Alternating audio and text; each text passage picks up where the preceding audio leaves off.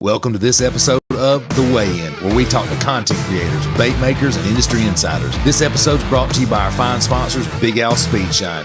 You can find all their products at BigAlSpeedShine.com. Spray it on, wipe it off, done. Deep gloss, slick finish, big shine. Big Al Speed Shine, slick it up.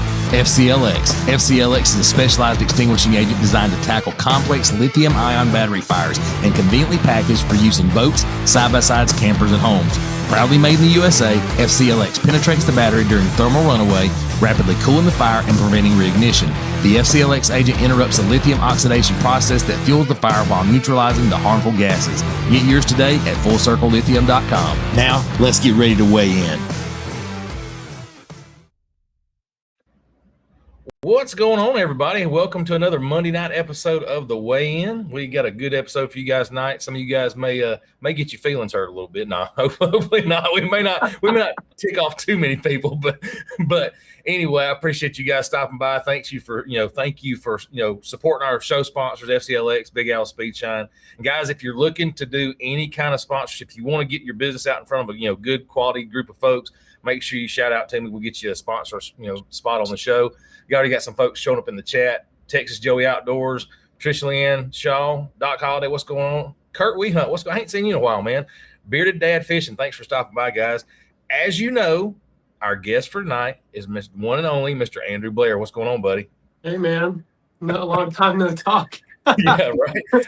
Listen, we're backstage before the show started. We're talking about all kinds of stuff, and I was like, "Oh crap, the show's about to start." We're not even ready for the show to go. I was all in conversation about drones and whatnot, so we're kind of blasting on at the start real quick. And guys, one of the reasons you see a lot of stuff on social media, and one thing about the show is we do is content creators, social media stuff, bait makers. And I kind of got a 2 for 1 here, maybe a 3 for 1 even on this one. But biggest thing is the content thing.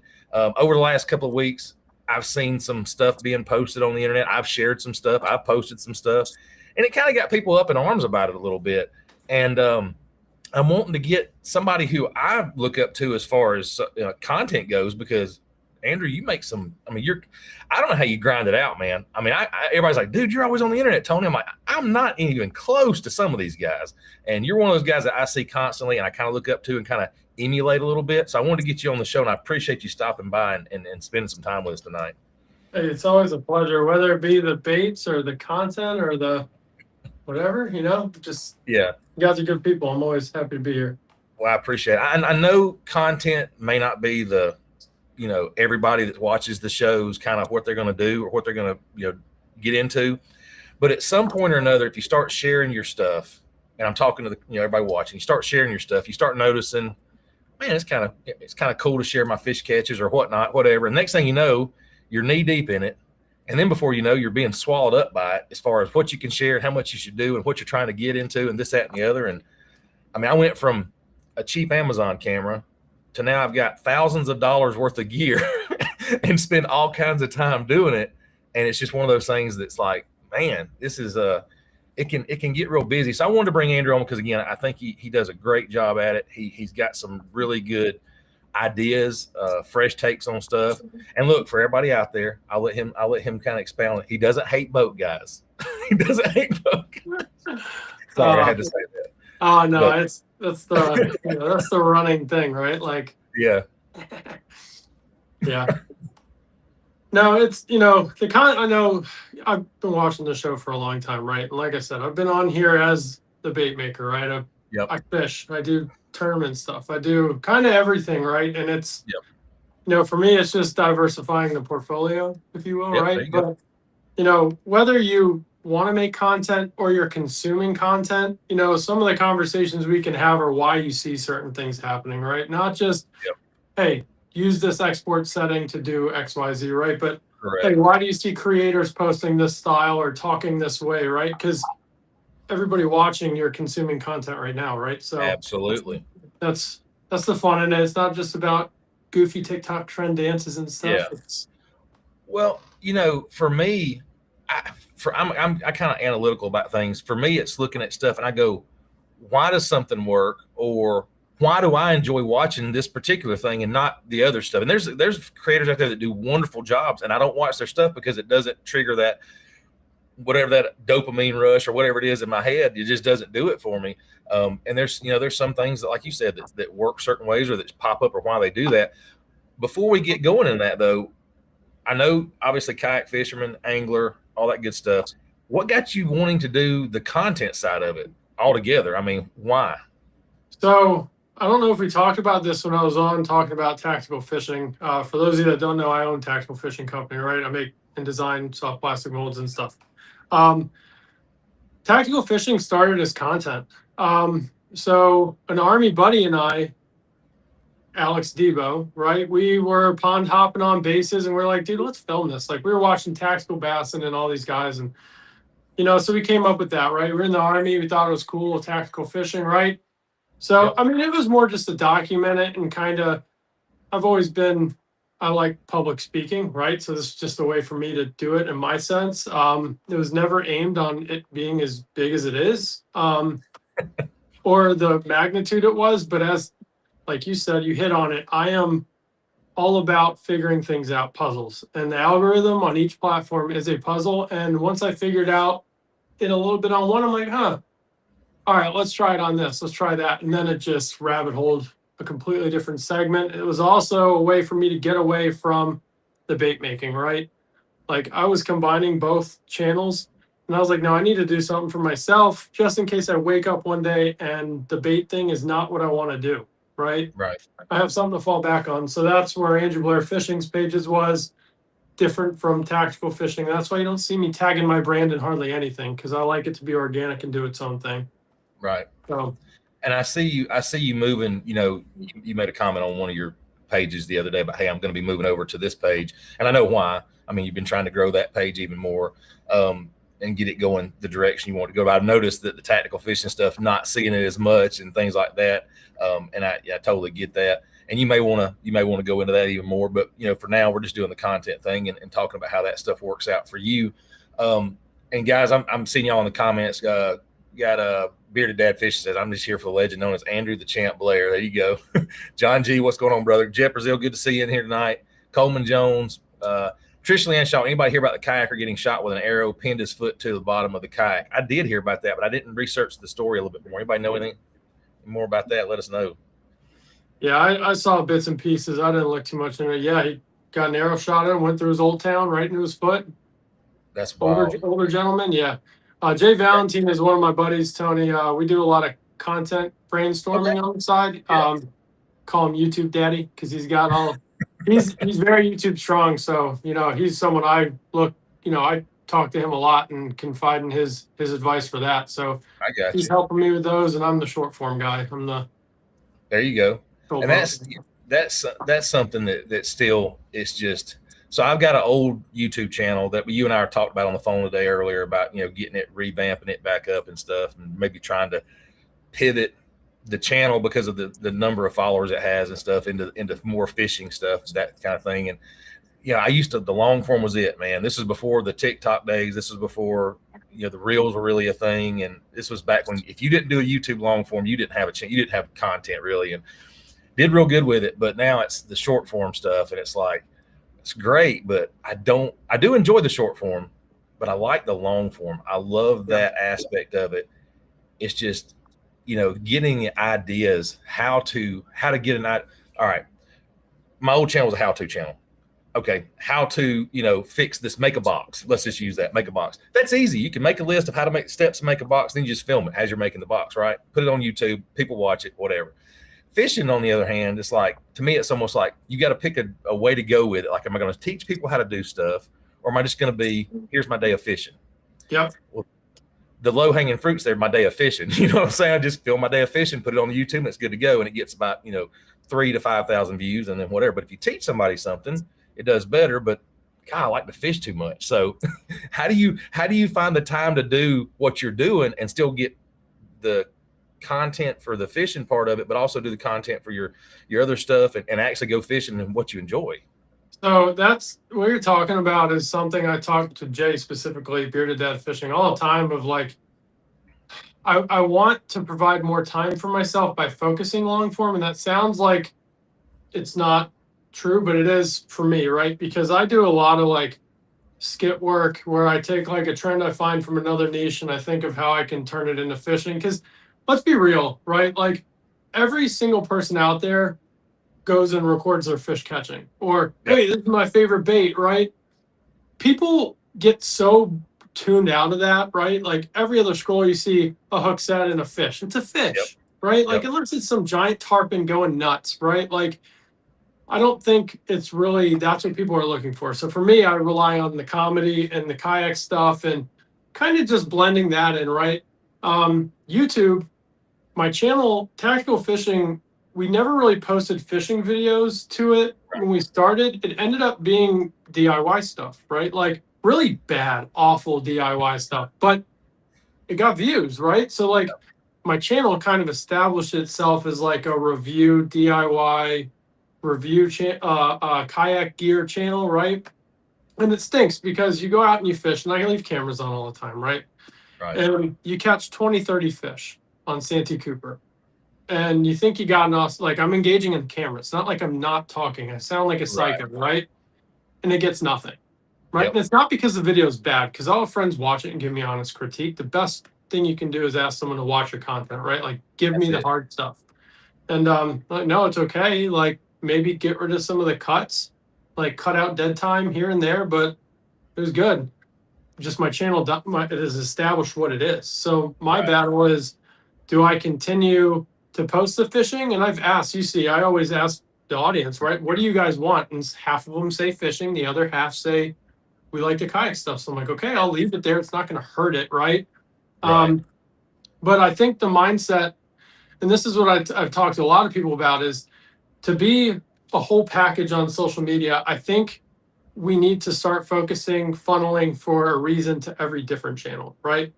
Because there are different communities on TikTok. We know that. TikTok, in my opinion, has one of the better fishing communities for newer anglers, right? And most of them start there. It's very positive, like great fish. They go live, they make mistakes, no big deal, right? Instagram, they're real hard on you. Facebook, you got to have thick skin. If you post on Facebook, you're going to get harassed, and you're going to get harassed hard.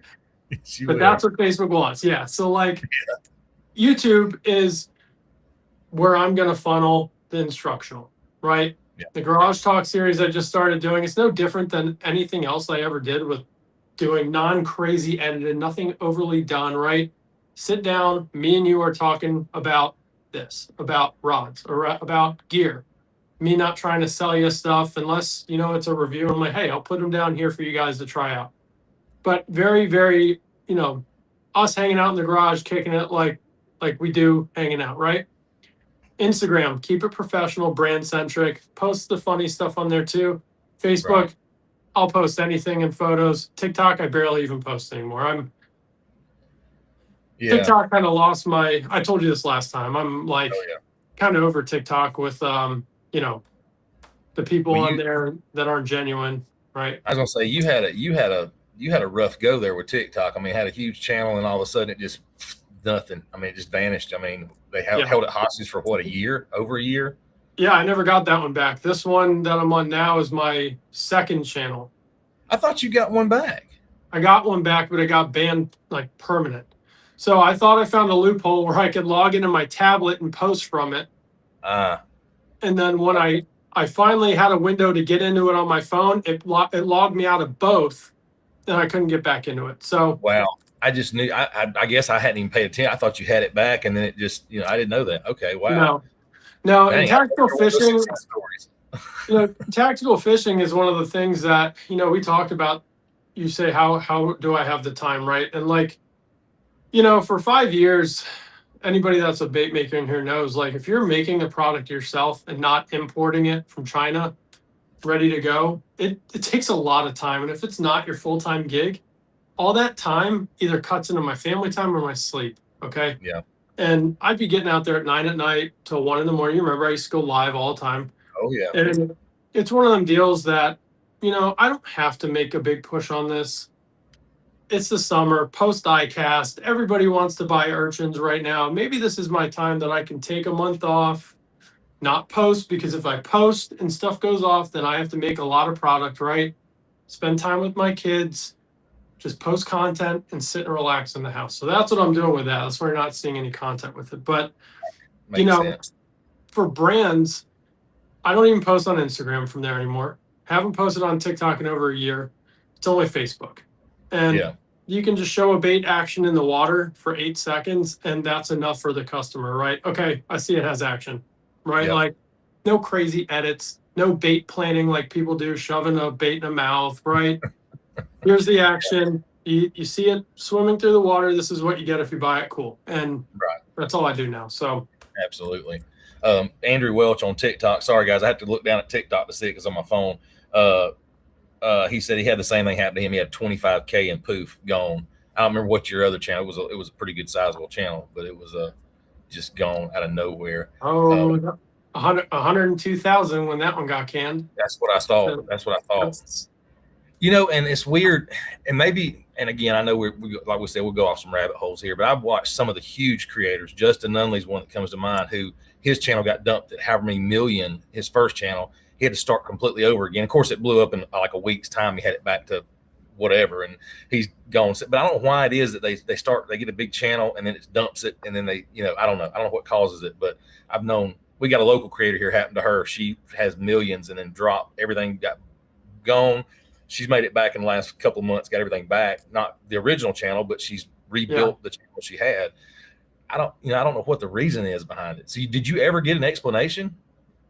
Not from TikTok. Facebook. I actually just figured it out the other day on my own. Facebook. So Facebook is weird. Facebook, my personal page. So if any of you, some of you that know me in here, I cross post from Instagram to my personal page, and that's not going to happen anymore. I'm done with that. So it was at 52,000, right? It's my bigger Facebook page. I shared a photo of a set of worms I made from tactical fishing in 2024, maybe 23, whatever, it doesn't matter. They flagged monetization, right? 2 years later, so just recently in May, it allowed me to reapply, right? So I reapplied to monetization, and I was like, cool, because who doesn't want to get paid for getting 10 million views a month, right?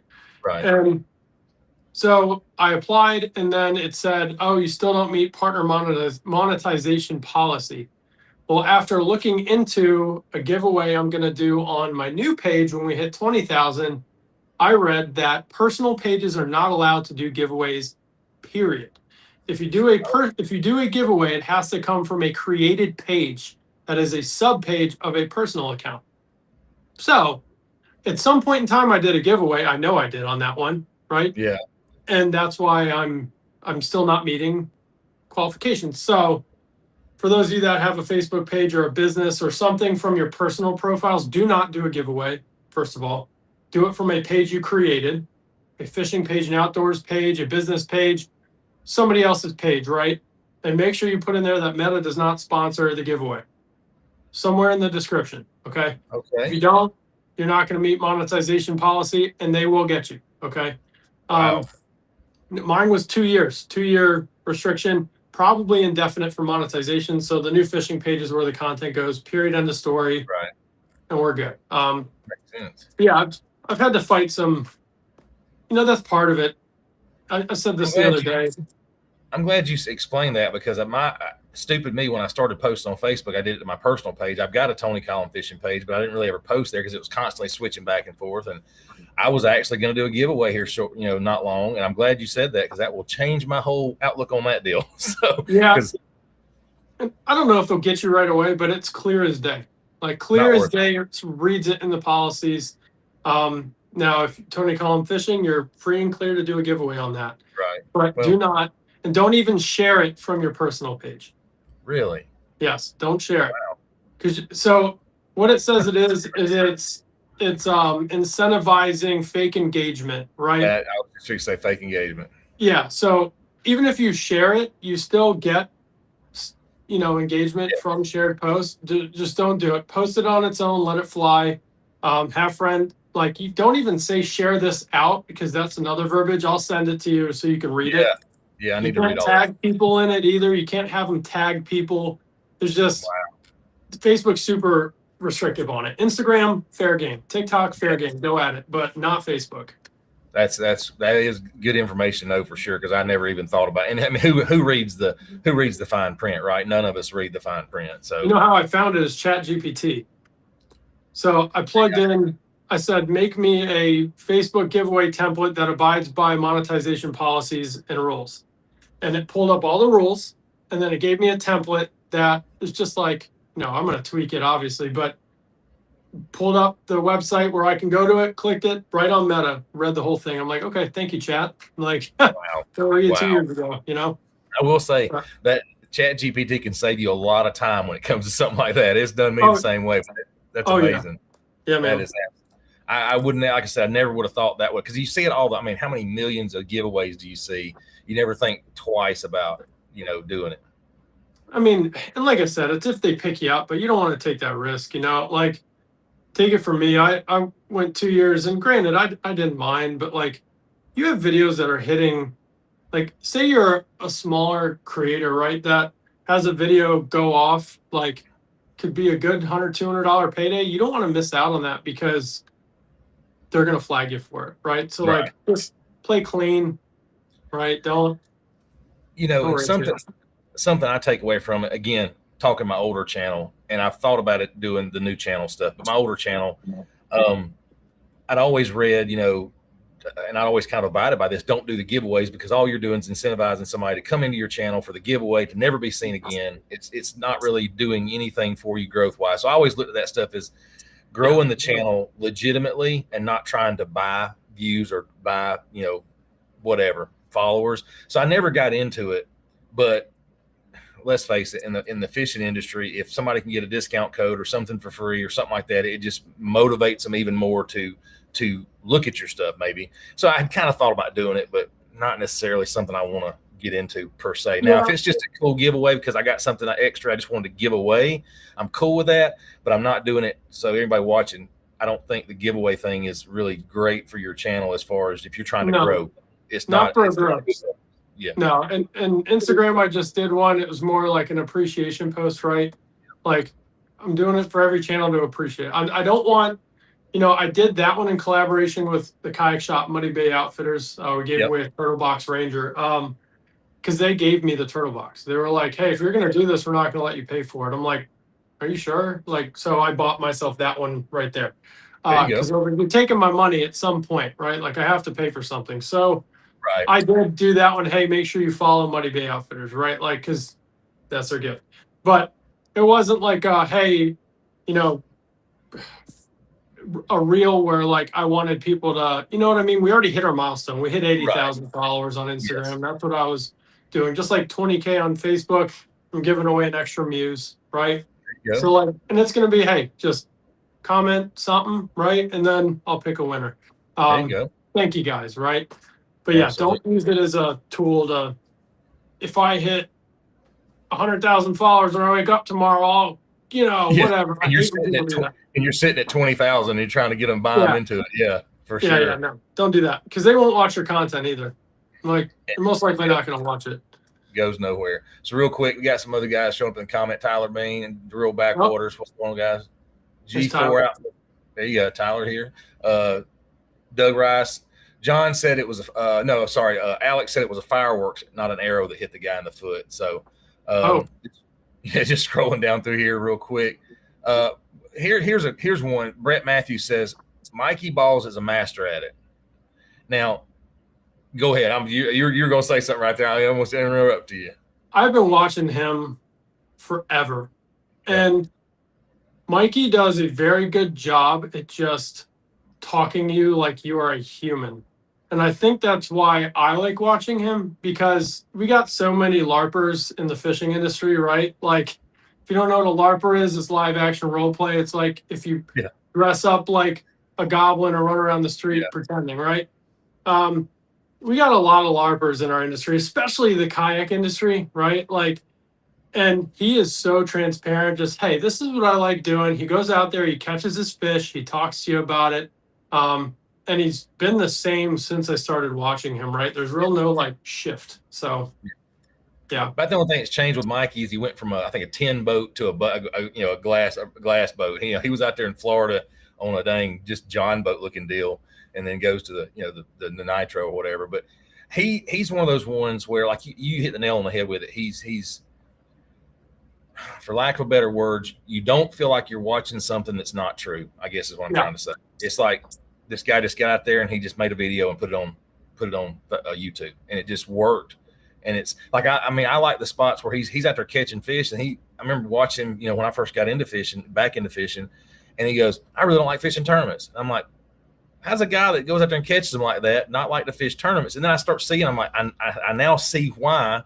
It just doesn't do anything. I mean, it just doesn't do anything for him. I totally get it now. I totally get it. So, and it's wild because he'll go out there, like, he makes really good, like, this is how I do things. Yeah. But he'll go out there and catch a 50-pound bag. Like, he can catch him. Like, dude, absolutely catch him. Yeah. Yes, that he's on a level that I just hope, when I have more free time, I can really just go out and kind of you don't want to like be somebody, but like, he's someone that's done it the same way for so long and it works. Kind of like Greg Blanchard for us kayak guys. It's not overly crazy edited, no wild stuff, right? It's, here's what I'm doing, here's the fishing, talking to you like you're there with them, right? Giving you some info. And I mean, his accent's hilarious too. Yeah. Mikey's is always, yeah. Yeah, Mikey's is hilarious. All right. So let's pause there for a minute and back up real quick, because I want to make sure we get in early enough in case people are interested in it or not. So let's start all over again. If you're starting all over and you're like, hey, I'm going to start making content today, knowing what you know now, because that makes a huge difference. What would you do different to start with? So if there's somebody watching and they're going, I think I'm going to start recording my fish catches, or I'm going to start recording my bait making, or whatever they're going to do, what would you do different starting out, kind of overall, 30,000 foot view? You don't have to get down in the weeds with it, but what would you do different? I think I would try to at least focus one platform before I move to all of them, right? Because they're so different, right? And if you're trying to be everywhere, you're going to get disgruntled when something doesn't work in one spot. Because, I started posting to TikTok before anywhere else, really. Okay. Right. Like, besides the YouTube little catch content. Right. And I gained a lot of confidence making content because I figured out what worked for me on TikTok, right? And, if you want to start posting to Facebook, get your feet wet. Don't copy anybody directly, right? Trends are one thing, but find your own unique twist on how to do stuff. Don't be fake. And then just really study your content. Watch it, send it to people, and just film, right? Like now I can go film in front of my neighbors confidently. Just put the camera on. If you enjoy doing it, who cares what they think? And don't put too much on your plate, because trying to study an algorithm on Instagram, which is really difficult for some, right? And YouTube and Facebook and TikTok all at once is going to overwhelm you, and you're going to stop. Right. The last thing, don't care about the money, right? Don't set your goal to monetize. Your goal should be to make the best content you can make. And every time you make a new piece of content, make it better, especially if you're editing content, right? It will come eventually. You'll build a community through it. I focused on it on TikTok, trying to hit that benchmark, right? A lot of people focus on the monetization first, and they sacrifice the quality of content because they're not looking at what they should be starting out, right? Yep. And that is making quality content that someone wants to watch yours before they watch somebody else's, right? Yep. So those are just the things I would rework. That's some really great points. And to go back to the monetization thing, we talked about it earlier today, because they're changing the YouTube requirements to get monetized. And that's why I'm starting to think about my old channel and stuff, because it took me so I'll go back on. So my old channel literally didn't try to monetize it. I wasn't posting it for monetization. Well, I posted the first video just working on my wife's car, and my kids came in and was like, Dad, you're YouTube famous. Of course, they were little. They didn't know what YouTube famous was, but they knew that I had a lot of views on a video, and I wasn't even, it was literally me holding a phone in my garage working on this car. And so I was like, that's crazy that people watch just some random joke. Anyway, So it monetized all by itself within 6 months. I mean, like went off crazy. In fact, the video that monetized me was a slideshow video. It was me taking pictures of a project, put it into a slideshow, and made it a video over with a voiceover. Yeah, I think it's up to like 400,000 views now or something like this, something crazy for that little channel, for that channel. But anyway, I didn't care about it. This one, the fishing stuff, I'm looking at going, okay, people like watching this stuff. I want to see what I can do to make it grow more and more and more. Now, I'll say this for whatever of saying it. You ain't making it rich on TikTok, Facebook, YouTube, Instagram right off the bat anyway. I'm just going to tell you, these folks that you're seeing with 4 or 5 million, they're going out buying, side by sides and new cars and new trucks. Those are lightning in a bottle. So post it because you enjoy it, because I promise you will burn out faster if you're posting it to make money with it. Because trust me, I think my biggest payday on Facebook so far has been $250. And that's it's not worth it. I mean, it's not worth it for the money. Do it because you love it, because you enjoy doing it, or you want to see somebody else grow. That's the keys to it. Anyway, that's my soapbox for that. So talking about your old channel though, because we can use this as like because this is how I think, right? So like, we were talking about pivoting a channel. Okay. Yep. And for those of you that watch fishing on YouTube, one rod, one reel is a example of a bad pivot, I think. One Rod had an established community through fishing, wanted to pivot to stocks. So he took his fishing channel and made it his stock trading channel and pissed everybody off, right? Wow. You can't pivot a channel that's that deep, okay? Yeah. Now, let's say I wanted to pivot my channel to an outdoors channel, right? My newer page. There's still time, right? It's still new. It's only 6 months old. I can pivot it and I can still post hunting and fishing, right? And it still follows that. But if I pivot it completely and change it into like a woodworking business page, that's a bad pivot. Yeah. With your old page that you had, if it's not centric to any sort of DIY as a whole, it's just, it's not like niche based, like, okay, it's just cars. It's just house. You absolutely can still use that and do DIY fishing stuff. How to install the cheater box. How to do. Is Crankin in here? Because he might be lurking somewhere. If he's here, that for him. You can. It's not a pivot. It's still following what you were doing. But then when you post those, collab it with your other channel. And I see a lot of guys doing it in the kayak fishing industry. Darren Wendell, he made his channel is centric to gear reviews and stuff. Jay, if he's still in the chat, his channel is centric to a lot of gear reviews. Well, he's going to break it off and have different channels, right? That he can do that extra content. And there's nothing wrong with it. My page is what it is, right? I can't really pivot at this point. But your other page, if it's just DIY, man, throw some boat working stuff on there. So whatever, right? And I don't know anything about boats. It's beyond my little plastic Tupperware capacity to comprehend, right? So absolutely include it and collab it. There's no reason you can't, and it's still going to follow the trend of what it was. I don't see an issue with it. And I've done a few, like when I bought my DJI cameras, I did a little video on what I was using. I think it was for the small rig cage that I've got here. And then I did when I installed my trolling motor tray, I did that on the channel. And I actually looked the other day because I don't even look at the channel anymore. I looked and it's like 5,000 views on that one. I'm going, well, dang. So it, like you said, it still worked with the DIY.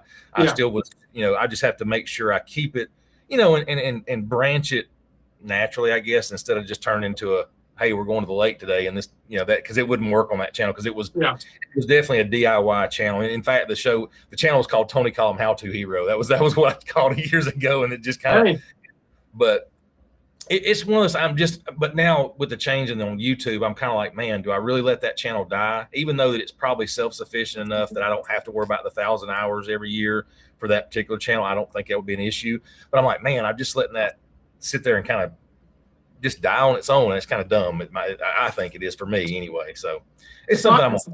If I'm you, and this is another conversation you talked about, you're not going to go making a living off of, let's be real, unless you're like pulling millions and millions of views, you're not going to make sustainable income. It's all brand partnerships and UGC work, right? That's it. So like, and for those of you that don't know what UGC is, it's user generated content. You're making advertisement content for the brand. You may not even have to post it to your channels, right? So like your DIY channel has more impressions on YouTube than your new page. So absolutely, people would be more prone to reach out to that one. So you can leverage that channel to do some side UGC work. It still plays in your favor in your pocket. You're still making some monetization money and UGC money, and then just let your fishing page slowly grow a community and hope to get the monetization. That's it. And I turned down probably 20 emails a week still from that channel. I was like, no, I don't want to, to work for this. I just don't even look at it. But you're right. You're 100% right. It's made me rethink that whole deal, and I've got to sit down and kind of go through that mind shift with it. Because on the DIY stuff, personally, it got to the point where every project turned into a job. And I know that's what they were, but I could do a kitchen island in a half a day, and it turned into working 3 and 4 days on it because I got to get all the angles and I've got to do all this stuff with it. And I told my wife, I was like, this has become a job. And then editing was a totally different. You're talking about editing and stuff. Yeah. I do way more editing now than I did back then. I forced myself to learn editing, and I'm still not that great at it, but it snowballed into more than what I was wanting to do at the time. And, it'll work its way back around. I'm gonna figure out, especially talking with you tonight, kind of helped me kind of go, okay, he's right. He's definitely right on that. I need to look at that. Let's see. I'm gonna go to the comments real quick. Fishing with the Geese. Yeah, I got his shirt on tonight. Geezer Fishing Co. Y'all go check them out. John says Andrew's got the funniest skits. And then Southwest Indiana Outdoors says, I'm happy when full video hits 100 views within the first couple of days. And we've all been there. And I'll give it to Chase. Chase is one of my buddies, right? Yeah. And this is that segue into the feeling hurt part of this conversation. Yeah. YouTube monetization is going to make people quit. Yep. It's going to. And Chase, he's one of the motivated ones. He just got his monetization, right? Sorry, Chase, for putting your info out there, but like you're saying, 100 views, 200 views. He had a river fishing video a few weeks ago, hit 50,000 views. Long form, awesome. Right? That's awesome. So like, this is what I'm saying to people. If you are considering quitting making content because a platform is going to change the way you could potentially earn, you're not doing it for the right reason. Okay. Right. Because at any point in time, any of your videos can just go like his did. Right. Yeah. And, I think we're in a bad habit is social media influence, whatever you want to call us, right? Where you'll get a group of a whole bunch of people that just started making content, and they're like, all right, if we just all go on there and comment and hype and watch it, we're going to make it. Yeah. But that's not how you grow to the point where it's sustainable, right? You have to study your analytics so that it will project the video to new people, right? Because let's face it, I have how many people in my family, and none of them but my dad watch my channel.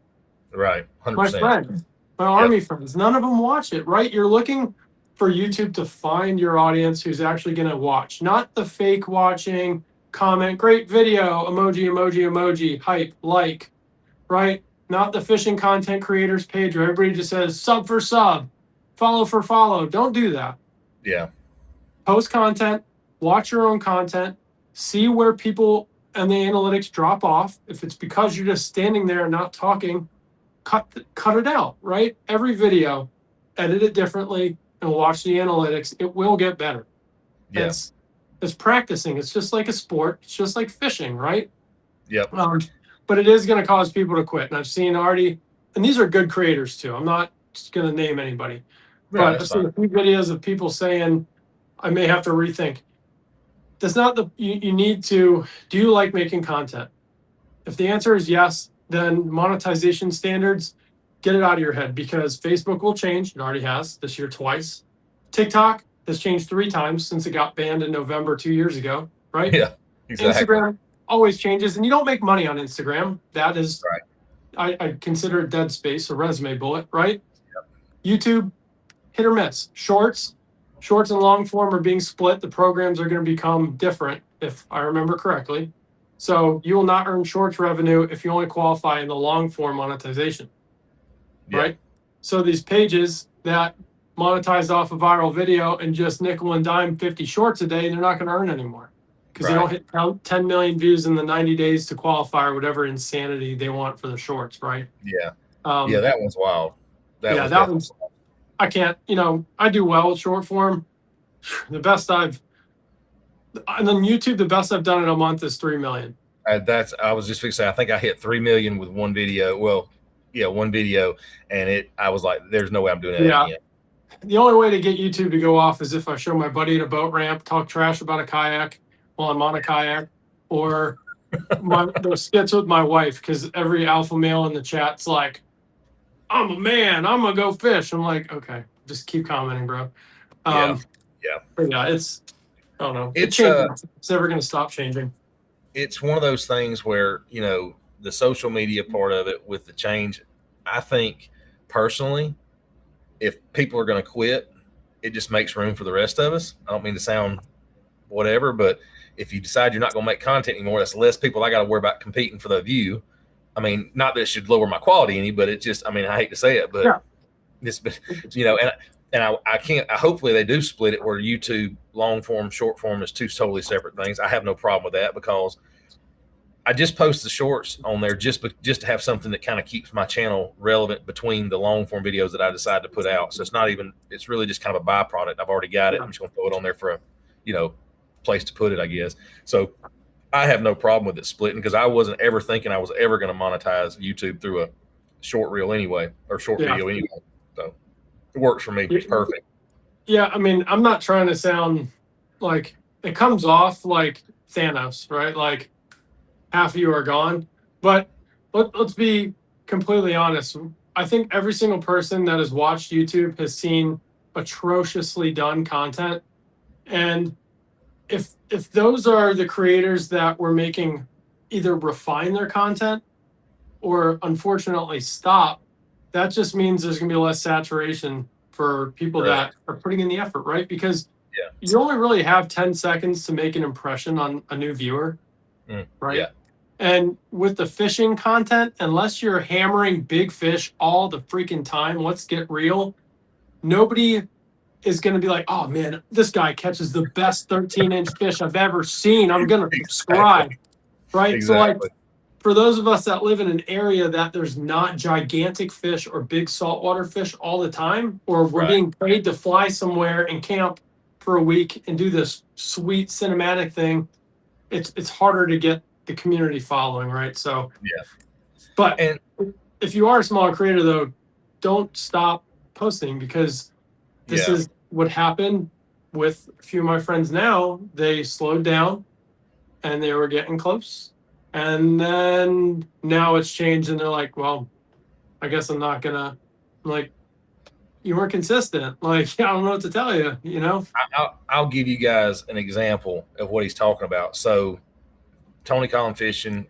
I've posted several videos. Last couple of years ago, it was about the no wake law in Alabama, because I fish Alabama. So it was actually an instructional video and I had DNR on the water and it worked out perfect. Anyway, I was within 200 hours of monetizing back in May. And I knew that at the end of May, if I didn't do something to get that 200 hours, I was going to lose my monetization, because it's going to start going backwards. So you have to have 4,000 watch hours in a 365-day period, meaning that you have to have met that within 365, and you have to continue meeting whatever standards they have set. So I knew that May 31st, that was my cutoff date, and I watched it come and go because I didn't feel like I had long form content that was well enough that was worthy of putting out there. So I literally watched it go from 3,800 down to 1,700 watch hours. I'm like watching it go backwards. And now I finally started posting again because I'm getting more comfortable. And a lot of that had to do when we had Michael on a couple of weeks ago, the real Michael, that film with a purpose thing. So I started, I took that away. I literally took that away from there. It's been kind of my mantra now as I go out and I'm still putting out like you said, I'm still putting out my 13-inch fish. I don't care, because I'm going to put something out there, for fish catches.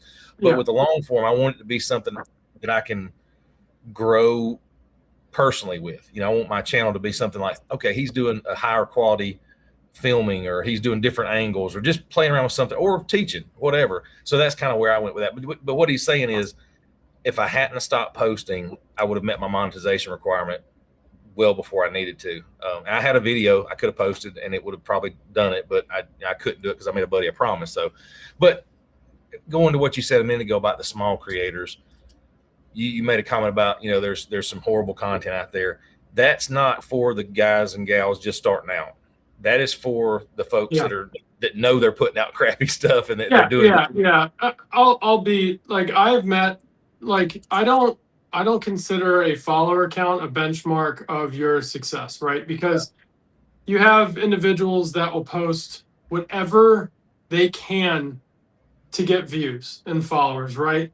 And they hop around, they skate around the morals of their channel, right? Just to get the followers and the views, right? It's not what I'm saying. I'm saying you can tell this person doesn't care. And I swear, but like, come on, like having cigarettes hanging out of your mouth with swear words on the wall and bad posters in your house doing a review, cussing up a storm unprofessionally with a smudgy camera, right? Like with beer cans all over the place. That's not like, it doesn't show that you're putting effort into your content, right? Same thing with catching fish. They're like not treating the fish appropriately, or they're just doing that stuff where they catch a big fish and run into McDonald's and pose with it just to get clicks. I can't stand that shit. They do it in Florida. Pisses me off. But like, so like Chase, I'm gonna give Chase he's gonna be, because this is kudos to him. When I met Chase, he had like 1,000 followers ish, but I could tell he put time into the content, right? So like, it doesn't. Your follower count isn't always indicative of what you're putting out, but the trashy content, it goes viral and they're making a lot of money on it by posting it non-stop because they can just chump change it up. That's going to go away. And it's going to give fishermen and fishing creators a better name, in my opinion, because let's be real. I mean, you've seen some pretty grungy, personas that kind of give a bad name for fishing in general, right? Yeah.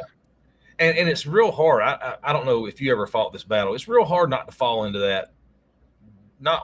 Maybe not wanting to do it, but feeling like you have to do it because you're like, man, I could get clicks if I just did X, Y, Z. I mean, hell, 4 years ago, I could have started talking about forward-facing sonar. Not saying it's bad that you talk about it, don't talk about it, I don't care. But I could have jumped on that bandwagon of the argument side of it, whether I'm calling Randy Blockett a name or he's calling me whatever, and instantly probably had a monetized channel. But I look at that stuff and I watch it and I'll go, I'm just not going to participate. Maybe that's the hard. I'm that guy though. That if you're catching fish with a bait, I'm using something different till I figure it out myself. I'm hard headed like that, I guess. But I just didn't want to fall into that trap. Yeah, there's, like I said earlier, like in the beginning, there's a difference between following trends and doing that kind of stuff, right? Because I like to study that stuff. I like to find, like, I follow a lot of gym creators because I used to be a crazy gym rat, right? Not anymore. And car scene, right? I came from the motorcycle and the car scene before I joined the Army. So like a lot of their editing styles, right? And then golfing. Golfing is phenomenal. This is your little notepad moment. Yep. Watch golf trends. Golf trends are where I get like 70% of the skits and trends that I do. Okay. So you just got to explore other niches, right? And bring it to your niche and make it your own, right? Real quick question. I'm going to interrupt you just for a second. So when you're following a golf trend, do you have a dummy channel that you watch, or are you watching it on like your whatever channel you use most of? Because I've heard you hear if you watch this, you're going to feed yourself that, and that's all it's going to share it out to. Kind of. It has nothing to do with what audience. Instagram specifically is where I watch this. Now, if you want to find trends first, go to TikTok. TikTok always has the trends first. Instagram is where the better editing comes in, right? Because TikTok is just here's my phone, here's the trend. Instagram, people put time. No, there's actually a feature on Instagram that you can reset your algorithm for you, right? Not for your audience. So like me, if I go down a rabbit hole, I love watching people make pizza, right? There's this guy, Dough Guy. He does a phenomenal job in his kitchen, right? It doesn't impact my audience at all. Now, it will show me golf and motorcycles and Marvel edits and pizza and fishing, but it has nothing to do. I researched it. I looked it up. It has nothing to do with what the platform thinks your content should go to.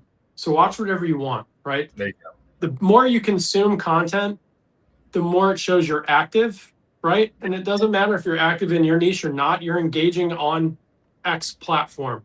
Whether you're liking a car edit or a golf, or you're commenting or you're following one of them, it doesn't matter. It's showing you're active, you're not a bot account, you're Right. putting time into the platform. Yeah, watch whatever you want. Don't matter. I didn't mean to interrupt you there, but you brought up a good point with it. I've heard people argue for and against the feeding their channel. So I have not seen any. I stopped. I experimented on TikTok when I had to make my new account. I did the whole thing. I waited 7 days to post anything. I only watched fishing. I hit not interested on anything not fishing. Guess what? It did nothing. Absolutely nothing. I just had a very bland algorithm for me to consume, right? And then once I just started watching whatever, it went back to normal. I was gonna say obviously I see the trends on, like, if you watch YouTube, because I'm watching a lot of camera stuff right now, so I get a lot of camera stuff, or even Instagram, a lot of camera stuff. But then like TikTok, it just don't care. It drops me off at any random spot. We're gonna watch this stupid video. I mean, it's zero to do with anything I've ever consumed. My wife's like, "What are you watching?" I don't know. This is where it put me. I have no clue. So watch whatever. It's funny you say that. There's a guy named Bait and Bougie. He works with Cast King Jose. Yeah. He's a veteran as well. And you know how us veterans like to just throw random reels at each other that make no sense. Well, he's a hot dog connoisseur. So like whenever he's the guy that asked Jacob Wheeler what glizzy toppings he likes. Yeah. Like that's that guy. So whenever I see a hot dog edit or a hot dog, whatever, I'll send it to him and vice versa. So if we're sharing hot dog stuff and whatever, y'all are good. I mean, don't take my word for it, because someone can do that. That Andrew guy said I could watch exactly right. fake pony racing, and now that's all that's like. Hobby horsing. That's it. Hobby horsing. That's why I got dropped off the other day, was hobby horsing. If Steve Billington's in here, I send him a hobby horse video once a day at least. Look at Steve, or Garden Gnome. Steve Billington Fishing loves garden gnomes. So if anybody's looking for a wedding gift for Steve, send him a garden gnome. He's not in here, so he'll probably yell at me. Share a reel to his page. That way he gets them all on his Facebook page. Yeah. All right, we're behind on comments. I want to catch up with a few of them. Southwest Indiana's, I get the most hate on Facebook. Facebook is the Wild West. I had no clue that you hateful sons of guns were on Facebook quite that bad when I posted my first one. Got hate. I went in there, I turned the comments. I was like, dang, I thought I was rough. These folks in here do not care. So Facebook's definitely rough. And then Real Backwaters brings up a good point. This is something I tell a lot of folks. Haters don't understand. If they comment, they just helping your content shared and be seen more. So I will say this from my, I get people ask me all the time, or I've had people comment. One of the gentlemen has been on this show, and he's like, I just can't do what you're doing, Tony, because I'd want to take him to the boat ramp every time I comment on my section. I'm like, look, man, I learned something. I watch a couple of different coaches on TikTok or whatever, and there's a few that make some sense. And like, don't read comments after 3 days, is something that she had said. Like, after 3 days, you're not getting quality comments. And never look at the hidden or folded comments at the bottom, whatever that may be. If it's on Facebook or if it's on Instagram, or even TikTok has folded comments at the bottom. Don't read those comments, because there's a reason they're folded. No. They fold the GIF replies. So So I thought the same thing. And so I've had a few recently of me and my buddies just joking around, and all the hidden comments were the meme replies from people. Really? Yeah. Huh. So I'm like, oh, unhide that. Like, that's good, because I noticed that people start commenting GIFs and memes and photos on there. Yeah. It's out there. It's gonna flood, right? So now that you can reply. Go ahead. I think she was really more talking about the ones, if you put a video out that is going to get getting some of the hate comments, like those comments, you may not want to interact with those, just because I think she was really saying it specifically, if you have an issue with thin skin, like you can't take the heat. Don't go digging into those other comments that you may need to reply. Think you need to reply to. But yeah, I did notice that the other day. There were some. I was looking at some videos. I'm going, why are there hidden comments on this? I looked at it. All it was like heart faces or stuff like that. Yeah, I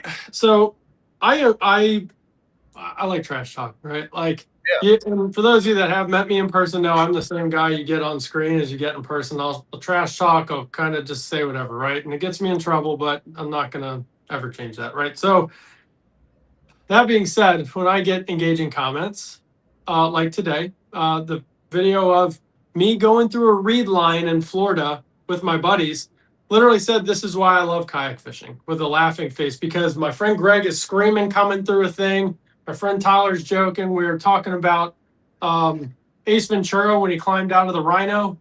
Yeah. That's what Greg was saying as he's coming out. I'm Ace Ventura, and he's like screaming. And then the boat guys just were like, "My boat can do that." I'm like, it says shenanigans with my buddies on it, like in the description. Just read it, right? So today I explained that, kind of trolling again, or yesterday. I'm like, hey, like, I don't go onto your boat post saying, "Oh, my kayak can do that," right?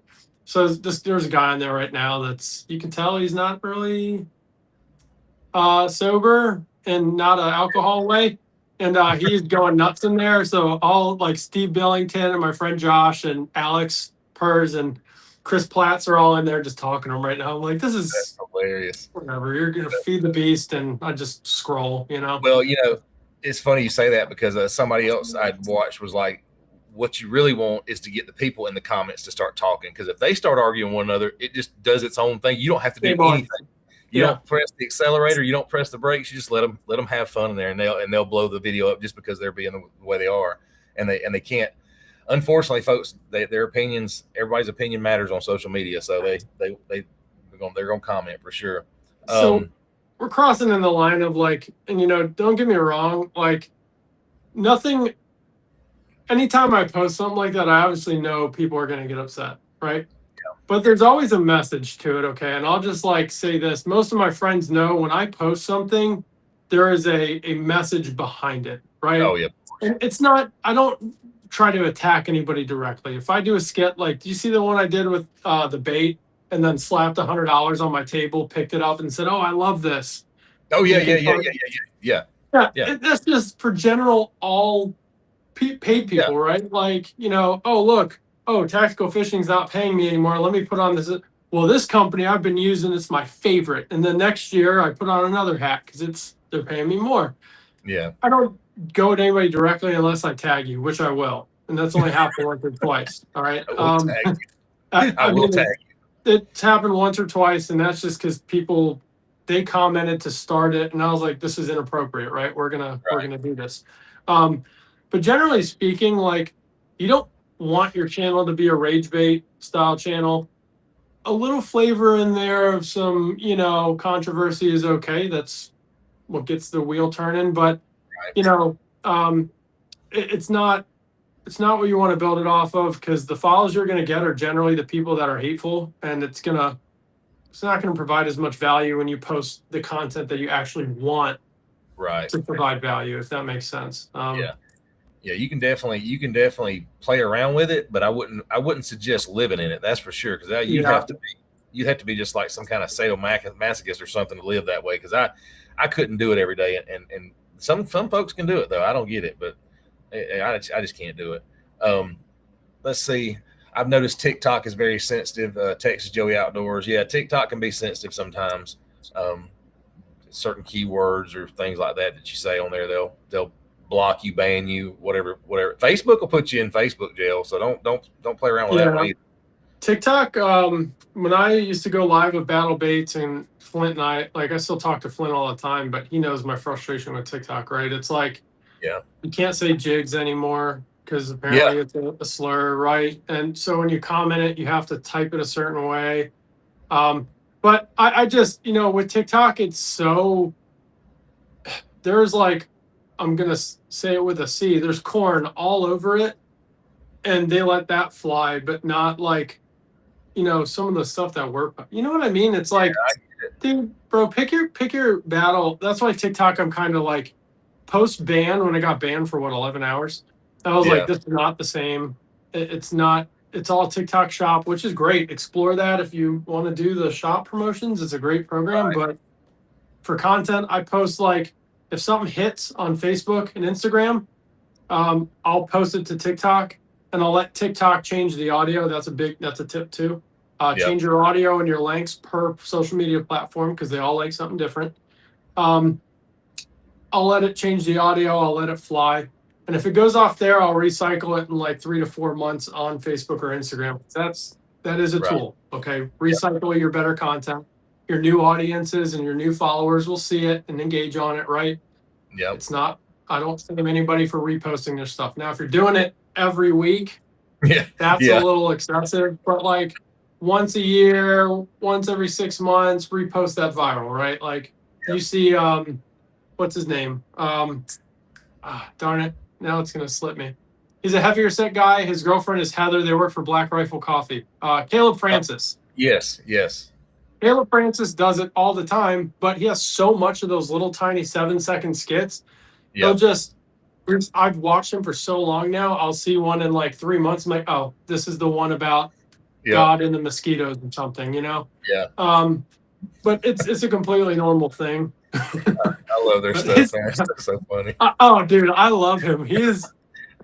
I just saw. I thought about the one where they're standing at the front door and she's talking about protection. That's the one. That's the one I thought. Yeah. I was like, oh my god! I watch that every time it pops up.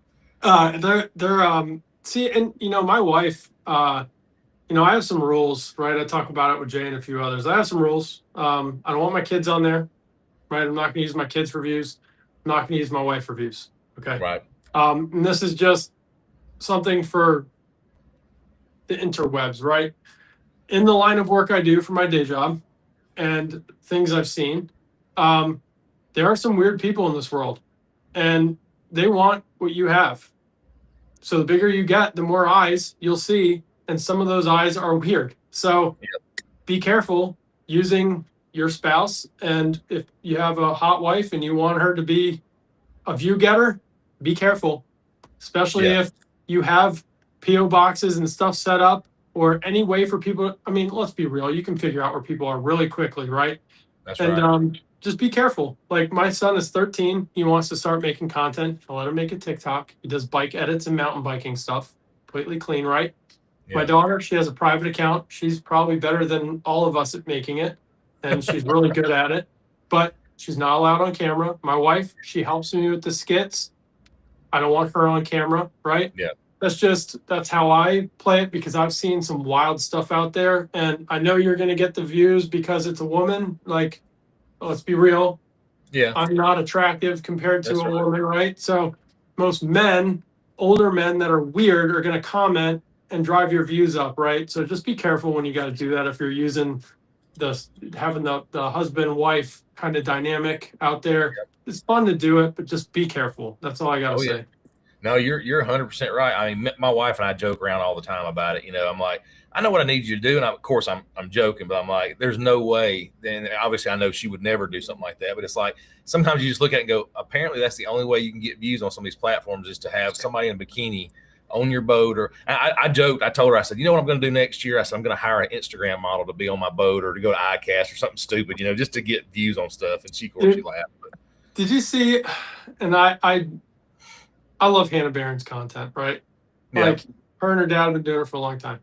I saw it and I think it was a gym guy or a cooking channel that just put the screenshot of the bikini.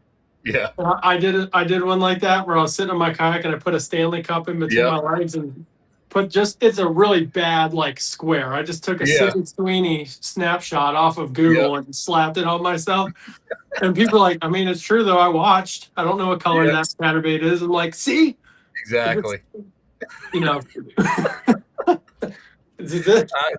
Listen, I'll be honest with you. The one you posted recently where you're standing up on your kayak and you're facing into the sunset or the sunrise or whatever, and you enhanced certain features. All I could think, and I was going to comment like 3 times. I'm like, I don't want this to come across wrong to people because I'm not picking on anybody, but I was like, my comment was going to be, why does this say I drive a Subaru Forester from the shot here? It just, I don't know. So that was a joke, like, because we joke about it all the time. Like, man, I need to show some cake, right? Like, as a joke. Oh, views are down. Let's show some cake. Yeah. So I went in ChatGPT and I'm like, hey, make my butt look bigger, make my pants tighter. And I was like, screw it, man. Like, my channel, I just have fun. So I posted it. It's at like 210,000 views for a photo. Yeah, and it has like over 7,000 shares. I'm like, who is sharing this? Like, who is sharing? Like, Dwayne Parker, one of the guys that's in a content chat we're in, he is the one that pointed out. He circled it. He was like, "This is what's wild," and I'm like, "What?" That's crazy. And yeah, so that's why today I shared the 80s portrait photo. Like, Monday's just gonna do whatever, throw it up kind of day. I thought about using that as the thumbnail for the show. I was like, I was gonna give. When we were on the phone and I was sending you those photos, I had one of just me, like the Olin Mills, like just me. Yeah. And I was gonna send it, and I was like, nah, he won't use that. So dude, I would have freaking. I was on Facebook. I was like, man, if it didn't have, I was like, man, if it was just him, I didn't know you had that. I would have totally used that. It was selected, ready to send, and I didn't. Yeah, Alex Purz was in there one night. We did like a full Olin Mills, like old school 90s. You know how it gets, man. Like, man. Just. Yeah, that's but awesome. So Hannah Strother says it sucks that it's not all standard across all platforms. It should all be the same, easy to remember. And then following that up with the real backwards, I think that's why you see creators getting away from these platforms and creating websites where they have more control over their content and more money from ads and affiliate links. So you've dealt with the website deal, obviously with your bait business and stuff like that. Do you think that having a website as a content creator is a smart idea? Yeah. Or do you have other ideas as far as how to, and I want to say monetize, because we talk about monetization on social media, getting followers, blah, blah, blah, but there's a lot stronger methods to monetize. If you're trying to make money from fishing or whatever, and this may go into different realms that we're talking about now, but there's ways to make money from your fishing content that's not necessarily your content. So what are your thoughts on that? So, all right. And I had this discussion earlier, like, so in my opinion, websites are great, but then again, you have to worry about Google search SEO and a whole bunch of other factors to get your website searchable. So yet again, it is a new algorithm you have to learn. So I think it is a good idea to consolidate down, but there's a factor that we all have to remember. People are lazy, including myself. If I click on anything and it makes me have to open 10 more pages to get to it, I'm out. I want nothing to do with it, right? Yeah. So, and you got to think of that, not because these will play hand in hand, right? So let me just try to fumble through my bald head here. Go for it. If you're not getting a lot of views, right? And you're relying on those views to segment people to your site because that's where you want them to go. It's not really going to benefit you as opposed to tagging the product in your video, right? Instagram allows it, Facebook allows it, TikTok allows it for some things, right? Yeah. It's not going to matter because you're trying to funnel people to your site through your content anyways. Yeah. And if your views are down, you're going to get less traffic unless you master Google SEO and you can do paid stuff for that, right? To bump up your listing, right? Domain dominancy is a thing, right? May not be the actual terminology. It's like a hierarchy and searchability matrix, right? Of how many different, more dominant websites are linked to yours, and it increases your dominancy, right? Yeah. So yeah, if you have a direct link open to say Hook, however you say it, or Berkeley, it might boost yours up a little bit and be more searchable. But at the end of the day, if you're trying to route traffic to an external source to buy products, you're always going to revolve on the views. What I think is more important, and this is going into the part-time versus full-time content creator thing.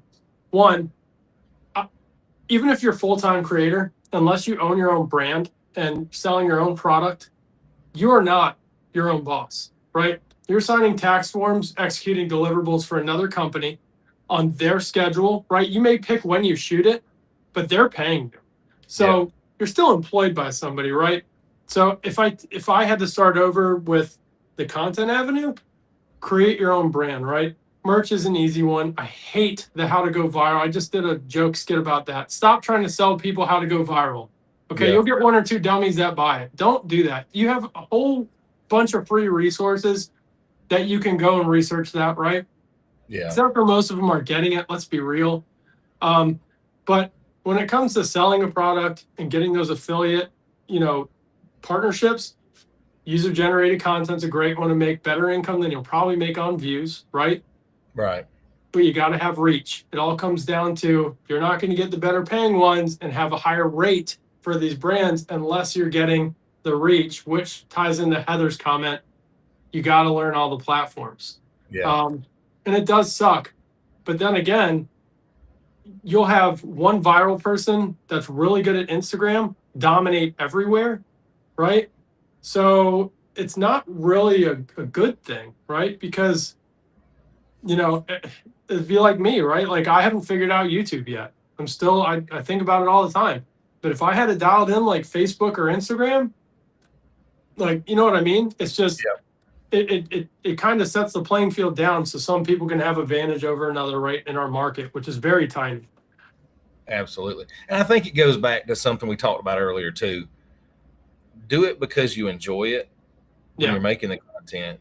And then you'll figure it out as you go. You start, the old saying, how do you eat an elephant one bite at a time, right? Kind of the same way with this social media stuff. If you're doing it because you're trying to, now some people just like putting together puzzles like yourself and kind of like me. I mean, I just want to figure something. I want to watch the trends and see what happens. But if you just do it, if you just like fishing and putting your content out, do it that way. And then find a way to get 1% better every time you do it. And then find, a way to learn 1% more about why is it doing this versus this? Because I'm not great at it, but there's still times I'll post a video. And I'm like, why did that one get 100,000 views? And the one where I did all this camera work got 1,000 or whatever. It just part of that learning process and then building that. But also with the website thing. So with my other channel, I did the island build. And then I started getting messages like people wanted it. They were like, hey, can you show me how to build this? So I got in SketchUp and built a whole SketchUp 3D model and did everything. Actually, probably what I should have done the first video. Had I done that, I'd probably been several million views. And I actually created a website and sold plans for really cheap plans. But I was able to generate email lists. And back then, that was a big thing, getting the email list and having that going and trying. I was thinking, I'm going to grow this into something that could be potentially, I'm going to be one of those guys you're going to see, doing YouTube full time for that. So there's ways to do it. But like you said, if you're depending on the video views to get why are they going to leave a platform to go sign up for your website or do whatever on your website? Because it's just nobody's going to check your website every day, I guess what I'm saying. So yeah, and that's where the funneling to different channels can really benefit you, right? So, and I'm guilty of it, and it's going to shift because I've been talking about this to myself for a few months now, and it needs to happen. So if you're going to try to post the same content to every single channel, you're going to be really restricted on, the algorithm really deciding what's going on, right? So if TikTok, let's use me for example, right? So the plan with TikTok was to just go live there. TikTok has a very good live streaming service, right? It's better than most of them, okay? Right. If you follow me on TikTok, you get the live shows. If you follow me on YouTube, you get the education. If you follow me on Facebook, you get a little more interactive posts, right? And the skits. And if you follow me on Instagram, that's where the B-roll, cinematic, and the professional stuff goes, right? So you'll have people, hey, if you want to see this video, hop over to YouTube. That's what that channel is for. If you want to watch the live shows, follow me on TikTok. That's where I go live. If you want to learn this kayak setup, right? If I do a post on Facebook, hey, full setup is on my YouTube channel. I don't post educational like DIY kayak build stuff on Facebook. So there's a way to funnel them. And then once they're in an Instagram or a YouTube and you have your products linked in the description or on the post, it's easier for them to purchase. But I see a lot of if you're making money on views, like some of the skit people are like Caleb Francis, right? You can get 200 something million views firing a rifle. He can post that to Facebook and TikTok, the same thing, and he'll make money on both of them. And that's what he can keep doing, right? Yeah, he has milk chuggers, merch and a few other things that he does, but they're generating so many views like Justin Nunley, right? But he has Redfin polarized, okay? You use those platforms to build the community, right? They'll follow Justin anywhere, like you said. He got banned and they went right back to him. Yep. But for us, it's harder to do that. So you got to try to funnel for a reason, for a purpose. Right. And you said something.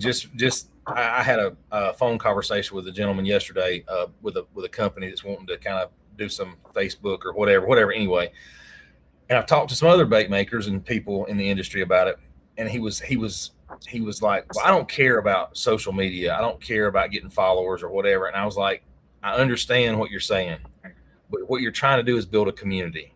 Then you said the word community a minute ago, and that's what it all boils down to, is building a community. I'll be honest with you. Fish North Georgia for me was a community. That's why I started watching it, and it's an awesome community. I've met so many wonderful people in person or just through social media or here or whatever, and it for me as a honestly a natural introvert, sort of. This has actually been a really big push for me to get out, and do more with people and talk to people and stuff like that. So, again, community. I think that's a big going back to its community. If you're starting social media and you're just sharing your stuff because you want to share your stuff, great. But if you're wanting to grow it, find a reason for people to want to be there. Value. I see the word value thrown around a lot. Like, well, you got to be valuable. Yeah, you got to be valuable. But if you build a community, you are valuable. You start to become valuable just without having to sell anything or promote a product or whatever. Just be a community, interact with people, have fun, go meet people. I mean, like I said, I've met so many great guys through the fishing industry and ladies as well, that it's just amazing to see everybody. Like we go to ICAST. Yeah, ICAST is great. It's fun. But this year I spent more time meeting people, like actually talking to folks. It was so much fun, and get to see the folks that I don't get to see on a regular basis. So just my 2 cents as far as when you said community, it triggered something in my head to do that.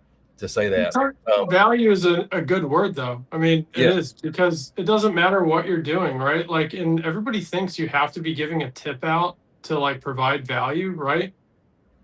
Laughing is good for people. Yeah, right. 100%. If there is, and I've discussed this, if there is one style of content that, in my opinion, will never go away, it's funny.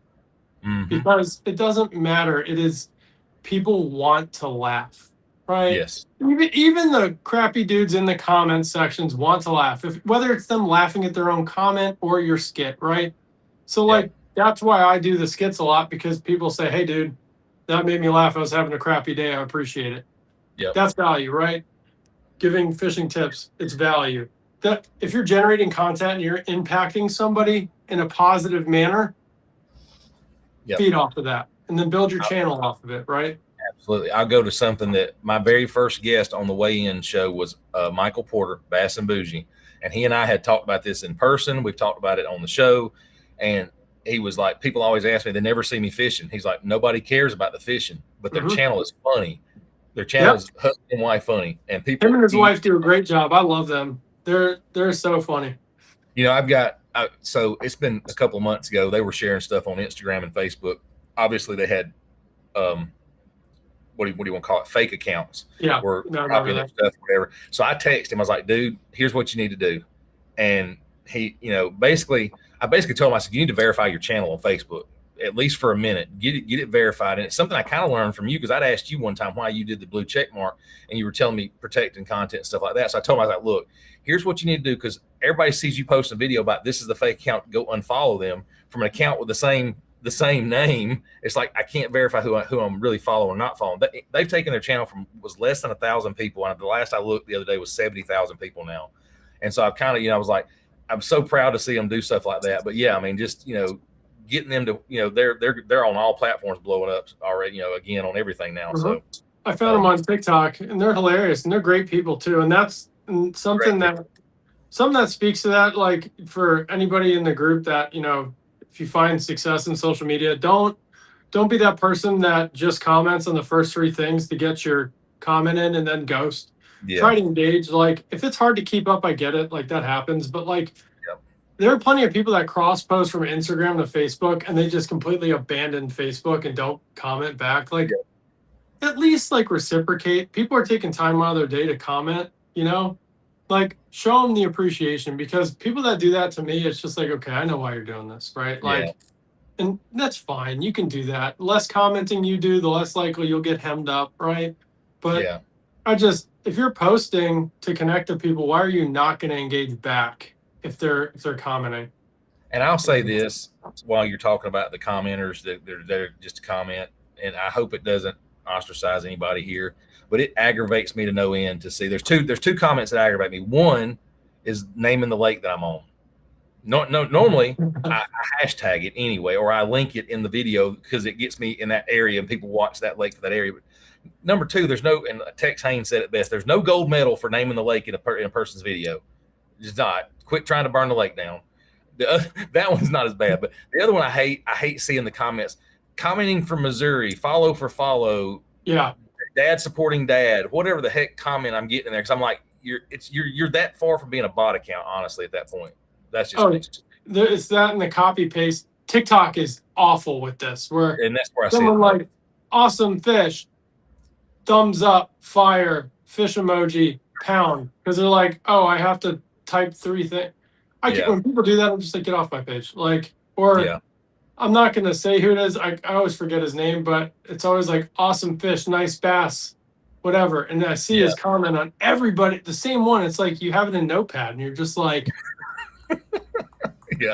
But like, thanks Nolan for the comment, but like, I like to engage. Okay. Yeah. Like most of the time when I'm posting, it's like, I work from home and I post my content. And then when I'm not doing my day job, I'm, seeing what's going on. And I like to reply to people, especially with the kayak stuff. Right. Absolutely. And if you want people to even follow you back and have an engaging conversation, follow me back, support dads. Like, bro, don't do that. Or it's definitely not the way to go. Anyway, I've scrolled down to the bottom of the comments, guys. I skipped a whole bunch. We were way behind on comments. If you had a comment or question, please repost it back in the chat again. I'm back down at the bottom. Crankin' Yankin did stop in with us. Thank you for stopping by, sir. We were talking about you earlier because Andrew made a comment about the cheater box. So we were hoping I knew it would call you up. So cheater box just for Crankin'. Not even that. Is he in here? Because I said that for him. The real backwater had a question. The question: how many would lose money if Facebook, YouTube, Instagram, and TikTok went away tomorrow? How many would lose money? I think there's a ton that would lose. There's a bunch that would lose money.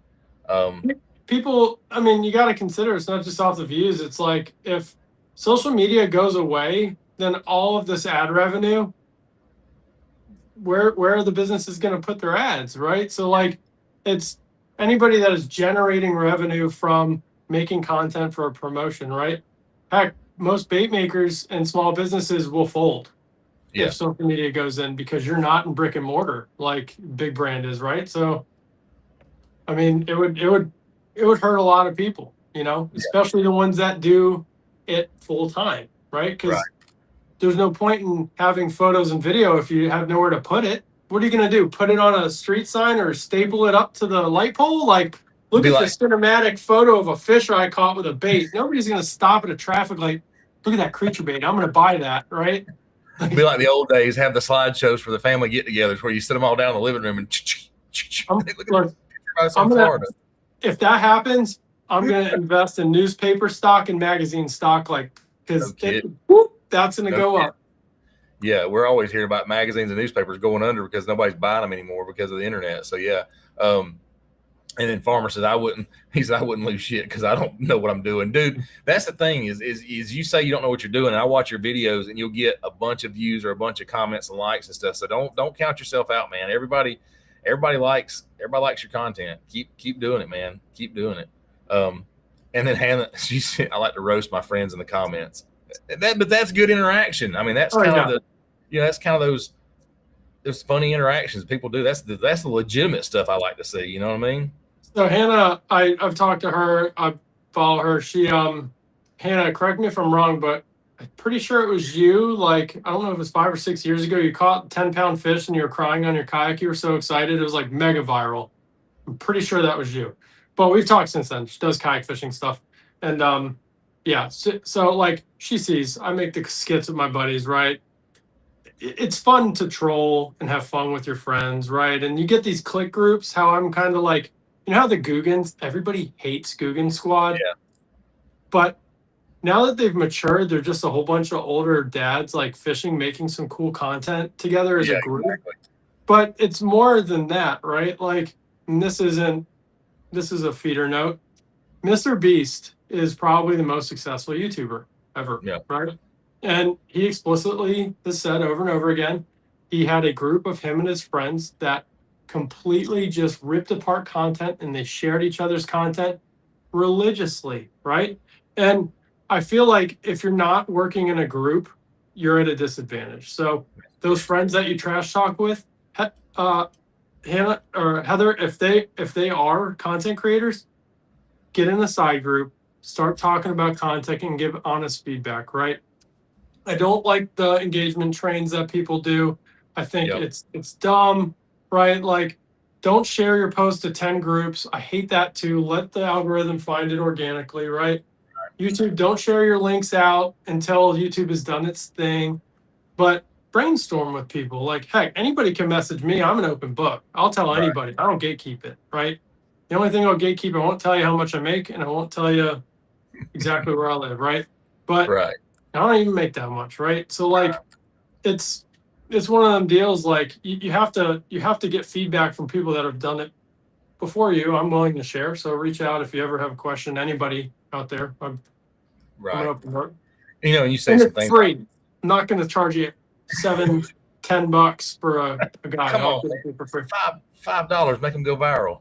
You're missing out on it. You're missing out on it. They can do a little pamphlet, a Chat GPT pamphlet for them. Look, if you're going to pay anything, donate $1 to Heroes on the Water, and we're good. There you go. Find a good charity for sure. Oh, they got Roy in the house. What's going on, Roy? Roy, speaking of Fishing Magazine. What's going on, speaking brother? of magazines, I knew. Yeah. I'm going back up to see if I can get to see any more of the comments that were dropped in here. Tom's got some comments about me having a video with product in it. I think he's just telling me how to post stuff with products in it or whatnot. We're cranking video. Let's see. I just want to make sure I didn't miss anything. Yes, Geezer he's talking about he's just getting into recircling the content. It's a game changer. And that's something we talked about earlier, but yes, I didn't realize how powerful it could be. And I reshared a video, the same video, how to piss off tournament fishermen, which I don't, whatever, but it went just as viral as the first one did. I'm like, holy crap. I had no idea that it would work that way. So definitely. Yeah. The hard lesson I learned with this, and this, I'm going to say numbers. And again, whenever I talk about, I use myself as an example because I'm less likely to offend anybody else on here if I'm talking about myself. Right. So the first video I had go viral on Instagram was a snakehead video. Okay. I'm sure people have seen it. I released it into my drive hole of my Hobie, and Bass and Brews podcast said I should reverse it and be like a wizard. So I did. And it hit 29 million views the first time on Instagram. Okay. Now with that, you have to understand what kind of followers are you getting with a viral video, especially like that. Right. And at the time I didn't know. I was just like, oh, I'm getting followers. Right. I jumped up from like 2,000 to like 12,000, which is a really bad ratio if you really think about how many views to follows you're getting, right? So I waited 3 months. I posted it again. It went for 35 million the next time. And this is what I call my golden video, right? It doesn't work anymore. I've tried it one more time. A year later, it's gone. The magic is gone. 35 million, same deal, jumped up, posted it last year, 65.9 million. It's crazy. Okay. So now, mind you, going and looking at the followers as they're coming in, a lot of them aren't what you want, and they're not going to engage on your content. So I did have to go back. On Instagram alone, the past 2 years, I've probably deleted. They used to have a feature where you could like auto delete suspicious accounts. Yeah. The first time I did it, deleted 18,000 and change. I've removed about 8,000 this year alone, just from like going through. If you don't have a photo or if it's a weird name, I delete you, right? If it comes in, I'll delete you or block you, right?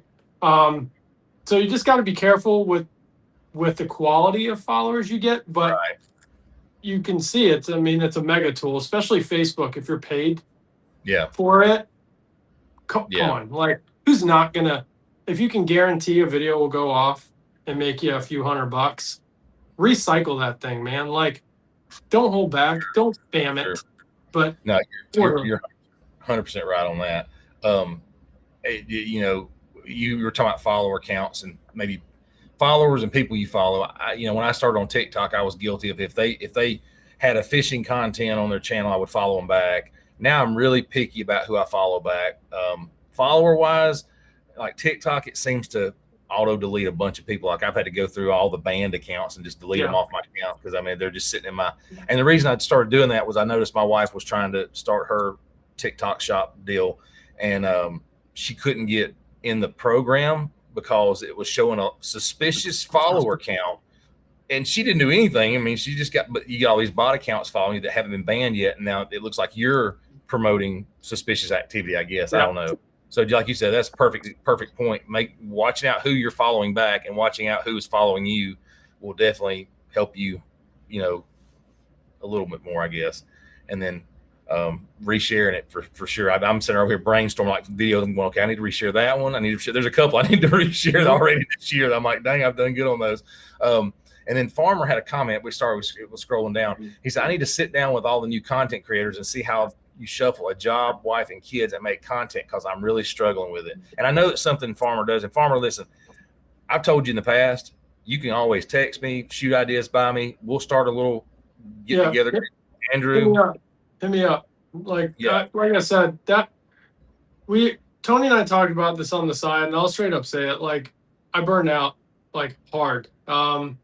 End of last year probably with the baits because like I had a hyper focus of like, I want this to blow up and I want the other not to settle down. So like I was spending too many nights in the garage when I should have been inside with the kids, right? Like, and how I see it now, and this is why I just let the bait business do what it does. I restock when I can. I only have 5 summers left with my oldest son. 5. I got to make them count, right? So like, and my youngest is 6, and he's a handful. He's a 6-year-old. So 8:30 is bedtime, man. If I used to get frustrated because I couldn't get out in the garage to film or to make plastic, right? And taking a step back from a small business owner standpoint and some creators, right? You don't see a lot of them doing this on a big push until their kids are out, right? Yeah. And with the day job, like I said, I'm very fortunate. I was in the Army. It was very hard to make content when I was in the Army, right? Now I work for the DoD as a contractor, right? And I have more time because I'm home and there's no commute times, right? Take the kids to school at 6 a.m. It sucks and you're tired, but schedule your content out. If you get ideas, you'll see me wearing the same shirt in like 10 skits. It's because I film them all at once. Yeah. And then so if you have 2 hours to film and you're doing short form, get it all out, right? Edit it later when you can. It is difficult, but you don't want to burn out. And from experience, it will happen if you're trying to crank it out and you see success. You just want to keep eating, right? But you'll get full, and it's got to come up at some point. I finally this last year, the last 2 months, I finally said I don't have to post something every day. Because my goal was to post every day until I hit 10,000, blah, blah, blah, blah. You know how that goes. And I'm like, finally, it was almost like an addiction to like, I need to make sure I'm posting something every day. You got to put this, that, and the other. And it finally got to where I'm like, okay, I felt like such a weight lifted off my shoulders, not posting something. I think it was a couple of days last week. I didn't post anything. I was like, man, I didn't post anything for a couple of days there. It was nice. Just enjoyed being out and doing whatever. And I still post probably more than I need to, but it made me feel better because the burnout does get real.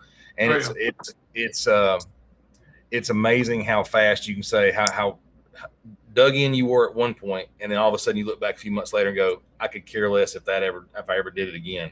And it does happen. And we all, I don't know if it's military guys or what, but we all get hyper focused on, so I'll use your word, hyper focused on stuff. And all of a sudden it's like everything else in the world didn't exist during that time. And you look back and go, yep. That's how, man, I have such an addictive personality. It's like, it doesn't matter what I'm doing.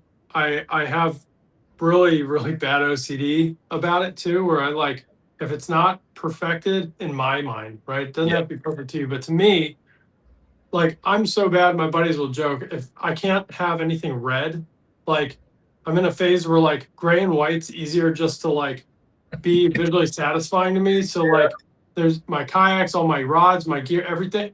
I hyper focus, like I said, and the content every day, that's why Facebook, in my opinion, is easiest because you don't even have to post a video. You can just throw an old photo up with a question or a text in the morning, like, who's fishing today? Question mark. And those do good, right? And it still shows the platform that you're doing the thing, right? And you're getting engagement. And heck, some of those are the highest. Like I said, what was the biggest flop at iCast, in your opinion? A text. And that was my best post of the year so far, right? Just a very simple, I'm not at iCast, I didn't go. Right. What do you think is, right? Because they only show the cool stuff. They don't talk about the duds. So, I mean, for me, it's like, you know, I used to try to, because I consider this my competition. I don't really do, besides local club stuff, I don't tournament fish. So for me, it's, I want to make sure being part-time with it, I can produce just as good, right? Because title doesn't define proficiency, right? You know it in the military, right? You have leaders that got promoted up, doesn't mean they're a good leader, right? Could Just be the shittiest MCF. Yeah. So like, you know, I've met National Guard guys, and this is where it clicked to me. I met National Guard dudes that were better at their job than active duty, right? Right. So when people look at the full-time creator gigs compared to the part-timers, they automatically think they're at a lower quality because they're not doing it full-time. But I'll say it straight up, like, doesn't mean their content's better than yours. Doesn't mean they deserve it more than you, right? Yes, you may have to strategize when you post a little more than them, right? Because they have more time. But if anything, you are at the advantage because you're allowed to fail and learn through that whole process, and you have the support in the back end, right? Yeah. These guys are generating, and gals are generating so much content, right? Consistently. Like, I know people that get up, they go fish, and they're editing till 1 or 2 in the morning. I get more sleep than them, right? I get to see my family more than them. I have the support of my job, which I'm never going to leave. I love my career, right? And I can make the content when I want and take a break, and my family can still eat. You know what I mean? So you got that 6, 7 people, please don't, if you have young kids. If my son was here, he would have been like, you'd have heard a 6-year-old, 6, 7. Yeah, my granddaughter started school and it's already it's like 6, 7. I know. Yeah, but no, just farmer, like, it does get difficult, right? But find your groove, what you can handle, okay? And with kids, like my kid, 13, 11, and 6. So at any point in time, like tonight, I thought we had cheer, we don't, right? Like, got sports, you got whatever. Fishing trips are far and few in between right now, so you don't see a lot of fishing from me. It's also 115 degrees, and guess what? It's a lot. Guess what? I don't want to be out there on a little kayak, like, not being able to walk around in 115 degrees to catch some small Santee Cooper bass, right? So what you get from me is photos, and you get stuff I can film in the house. Just, it's okay. You'll find the time, and your kids will get older, and you'll have even more time. So kind of to go off of what Farmer said and what you kind of just explained out a little bit more, do you have a content strategy and or like plan? Do you say, okay, I'm gonna make 30 days worth of content or 30 days worth of ideas? How do you brainstorm your ideas for your content? How do you just kind of give some inside secrets maybe or tips that people can go, okay, I don't have a lot of time, but I can do X, Y, Z to make more and better quality? So I hit pocket 90% of my skits. Okay. It could be from a conversation I'm having with a buddy. When I'm like, oh, I got an idea, I'll be right back. And I'm not joking. Like, oh no, I know right where you're coming from. Yeah, if a few of them are in here, they'll tell you we're in a group chat, and I'll just be, oh, I got an idea, I'll be right back, and then can throw it together real quick and be like, look, this is it. And they're like, so sometimes when it's spur of the moment and I'm not squirreling, yes, I like instantly go, I try to film it or at least write it down on a notepad to film, right?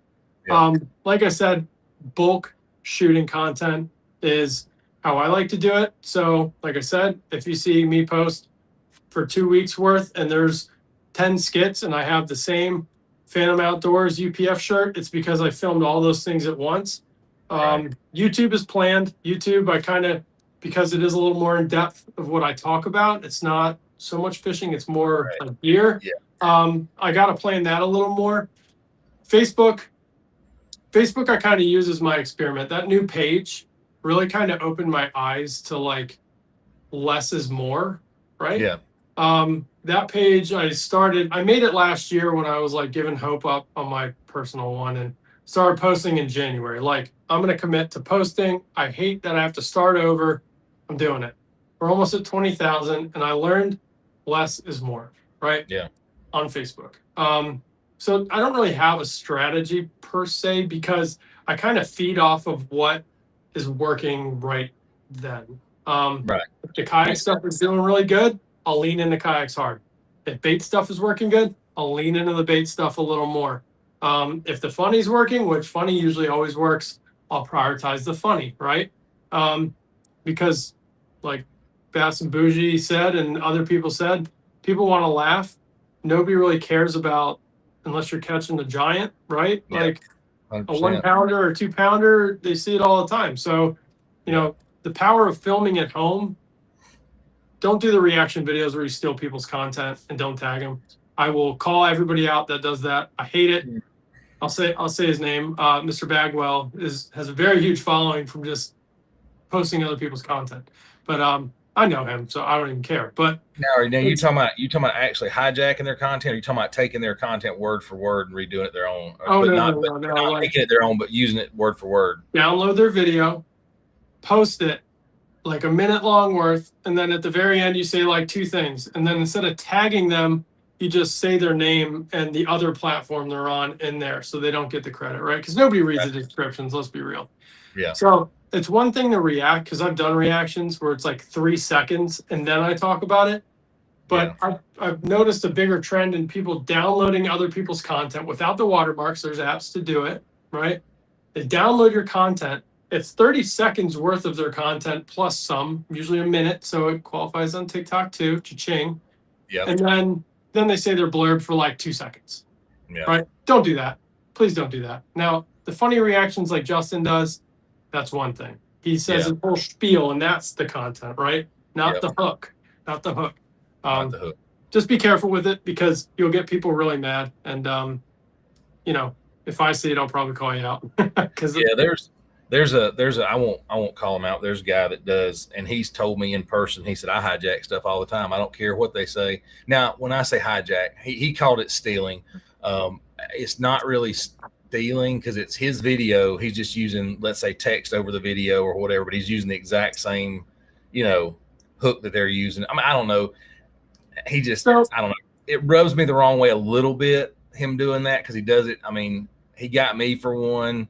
And I was like, dude, what the heck, man? I mean, you're using word for word quotes. Like, you're not even changing anything. Because when I look at those videos, let's say I see a guy and he says, I don't know, I took my wife fishing, and we'll just go with that. I'll find a way to rework the meaning of it and put my own words with it, because I grew up in a time when plagiarism was freaking illegal. Yeah. And it so pissed me off.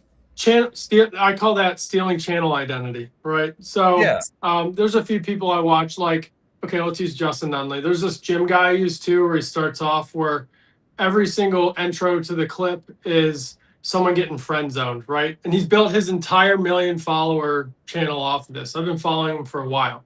And some other people in a fishing niche started literally taking that identity. You know what I mean? Yeah. That's not a trend that you're replicating. That's a channel identity. Just like if I were to do a video, hey, listen, did you know that an elephant, that's a channel identity, right? Absolutely. The same music, the same intro, the same look. That's someone's identity of their channel. That's how they built it. Build your own. Now, it's one thing if you see like the clouds in the sky skit I did. That's a trend, right? Same with the airplane flying low. That's a TikTok trend where this plane's flying low, get out of the way, and it says like some message, right? Yeah. That's a trend. It's fine. Do that. But if you're going to hijack an identity of a channel to try to build your own, or just at least to segment follows for clicks, that I don't like that. I think that person is established. That is, when I see the intro with the Rocky music, I know it's going to be him, right? Yeah. And then other people are starting to do it, which once or twice is okay. Yeah. But when you're doing it every day, that's like, come on, man, that's his, right? Like I'll see a lot with. I'll use an example, and I see him all the time. Fish Hook Terry, he'll make a post, yeah, and then and somebody else. that same post 30 times by the end of the day or the week or whatever. The exact same words. Yep. They might change the background picture, but it's the exact same thing he posted on Monday. They're posting it, whatever. And I'm just using that as an example. I've seen him ripped off more times than I can. He's local. He's in South Carolina, so I've talked to him. He's a good dude. But yeah, same thing. Like, just it's one thing to like replicate a trend or whatever, right? Because that's part of social media is the trends, and it's funny, right? But just try to be a little bit original and spin it to yourself. Now, like the edits that I do where it has like a girl in the beginning, like usually I find those from car edits, right? And I'll just like use the same intro, but it's my fishing. The one with Hawk to a girl, right? Do you see that with Bill Dance? My friend Kyle Warholic made that edit. He made it. Like, I have the workflow, everything. And then I posted it and he posted it. I asked him if I could. Mine went viral. So 90% of the ones you'll hear, oh yeah, in the video, in the audio, that's me. Because so it's funny, it's cool because it's an edit, right? That's different. But it's just every time I hear it, I'm like, oh, I know that voice. Yeah. But those are nifty edits, right? That's like car guys do it all the time. But identity theft of a channel, like if I did the skits like Caleb Francis with like the piece of toilet paper on my head to be a woman, like people know what that is. Now, to get away from theft, and this is where I've had videos removed.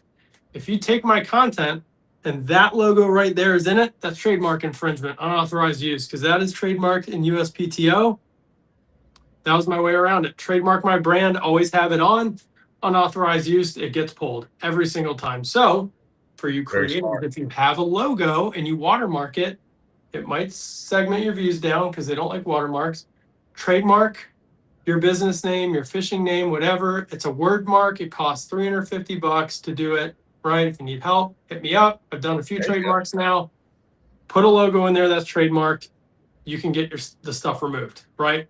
And if you reach out to a creator and you say, hey, take that down, I don't give you authorization to put my logos in your content, and they say no, there you go.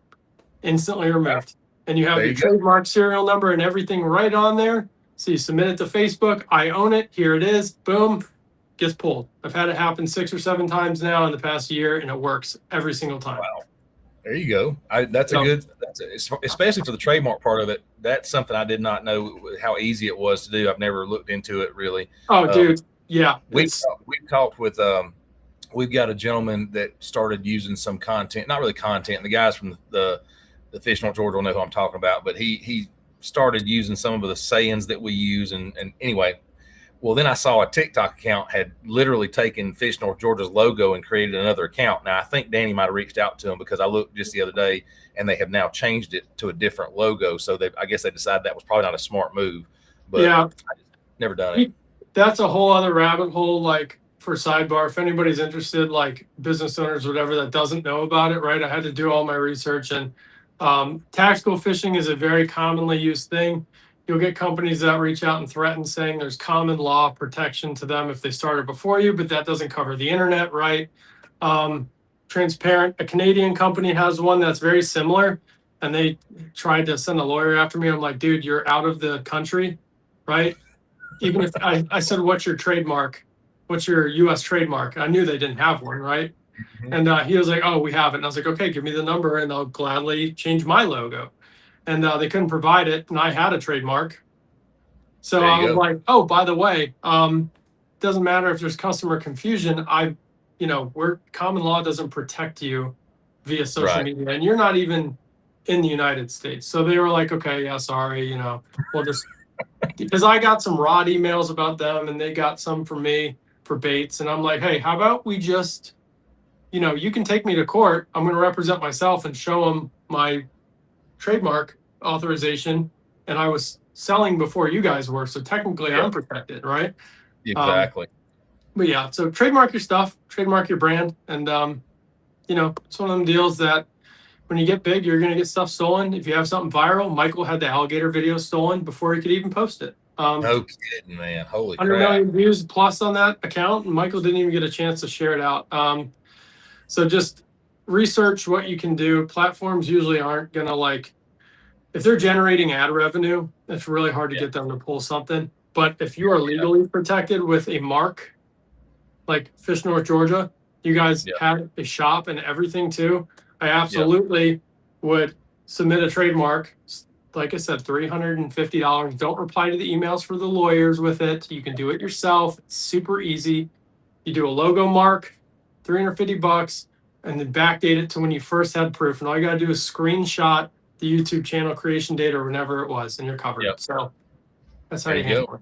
Professionally done, not yelling and arguing. Just handle it professionally. Because the arguing on the internet or wherever through emails is not going to work. It's not going to work. I promise you. So Jeff Brazil said, "What I'm gathering is content creator world is not easy." No, it's not. It can be. It depends on how much you want to make it tough. I think you can make it easy, because the next comment down below that, the real backwards, I want to make sure I bring this comment up. A hint for everyone: if you have a fishing friend nearby, just grab 2 chairs, your phone, a tripod, and sit around and talk about fishing. That's what this whole channel, Fish North Georgia, basically started as, was guys sitting around talking fishing that posted on the internet. Yep. Yeah, it's content. So content is easy. You film it and you post it. Now, if you want the views and you want to gain followers and you want to monetize, that's where it gets a little more difficult. But 90%, 99% of the people in this world have something with the camera on it that they can film and you can upload, right? Most of these apps are free to download. You shoot it, you upload it. Now, the rest of it gets a little more difficult. But it doesn't start without the filming. So you got to start by hitting the record button at some point in time. Tyler says, "Do you shoot multiple videos with one fish?" Tyler's my buddy.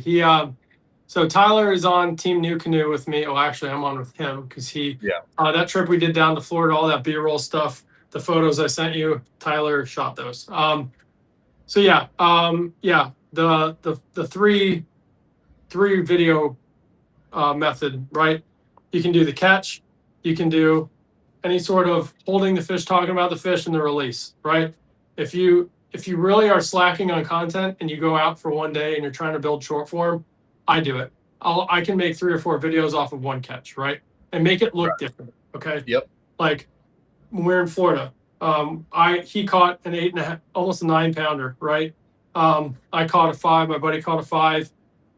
Caught big one on frogging, big one punching, right? I got 6 shorts out of those 2 catches because you can do the catch, holding up the fish, talking about the gear, and then a release, right? So yeah, if you're not all out of fish, I definitely with snakehead. When I was doing snakehead content, you get a lot of videos out of one fish. So absolutely do it if you need to. We're going to hit this comment, and then I want to parlay into something a little along the same lines, but then something a little bit different. But this right here, use the scheduling feature too for content on the days you have to work. Scheduling feature is really strong. Yeah. If you've got a few minutes to make a couple of videos, you can pop it in there, hit the scheduling feature. It's so nice. It's definitely a great tip to use the scheduling to do that. And I think we got basically the bottom of the comments. So I want to kind of go, since we got a bunch of bait makers in here. We've got the geezers. I know Hannah makes baits. You make baits. So many people in here doing it, but they're also making content, or they're holding up their favorite baits on a post and things like that. How do you recommend somebody respectfully, professionally promote a product that they're using? And the reason I say I bring up the video that I shared of yours a couple of weeks ago now, or whatever it's been, and it started a firestorm. I didn't realize it was going to start with these guys. And I guess I'm going to go right into it. The hashtag mafia, or whatever you want to call it, man, where you bomb the hashtags and stuff. What do you think? One. Yeah. Yeah. So you're promoting. You got a company. You want somebody to promote your baits. What are you looking for from these guys that are they're just making content like, hey, I use XYZ. What's a good plan or etiquette? So if the product is in the content, it's fine. Okay. And this is what I was saying, and I couldn't get through those 2 gentlemen. So if you're in here, you're going to have to listen to me, and I can't hear you argue. So what I'm talking about is, say I go take a photo of my kayak, just the kayak, and I tag every single partner that I work with in the kayak photo, right? Tag Tactical Fishing, tag a shoe company, and none of that is in there, right? I'm not saying we don't appreciate that, but it just shows me that you're just checking a block, right? You had a template pre-done where all your people are already in there ready to go, and you're checking the block on acknowledging your partnerships, right? Because to me, if I'm the brand manager or social media manager and I'm going through what content I'm going to use for the brand, right? And I see the same person every single day tagging me. I sell baits, right? If he's tagging me because he got a sweet cowboy hat and he's tagging tactical fishing in a cowboy hat post, I'm going to start ignoring that person more and more, right? And that's what I was trying to say. Like, put some mind into tagging your partnerships, right? Now, there's a way to do it tastefully where if you have 5 photos, like I did, this is what I do, right?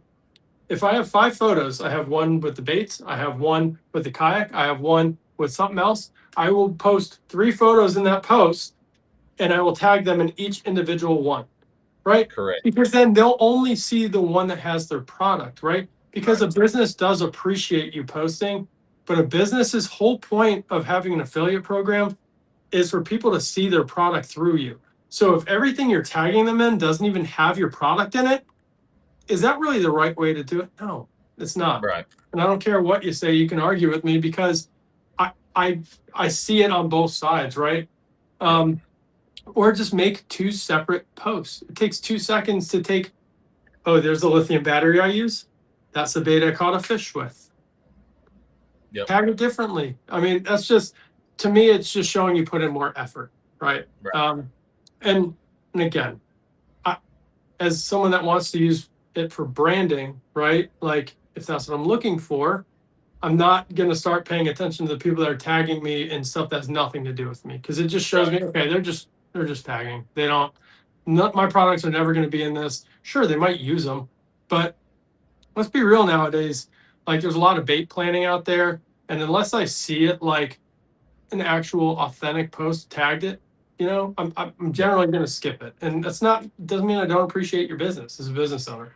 It just means as a business owner, I cannot use your content for my business for advertising or to share. It.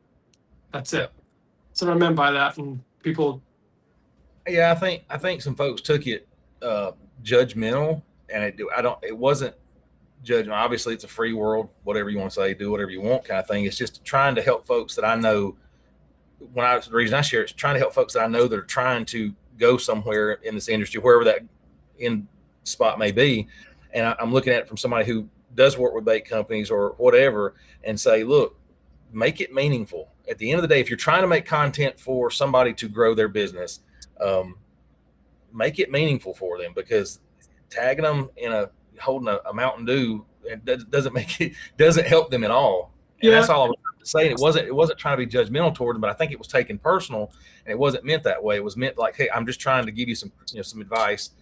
And honestly, you didn't call anybody out specifically. I didn't call anybody out specifically, but it got to some folks got their feelings hurt over it. Look, and that's the thing with me, you'll get, right? Like, nothing I make, unless I directly say somebody, is directed at a specific individual, right?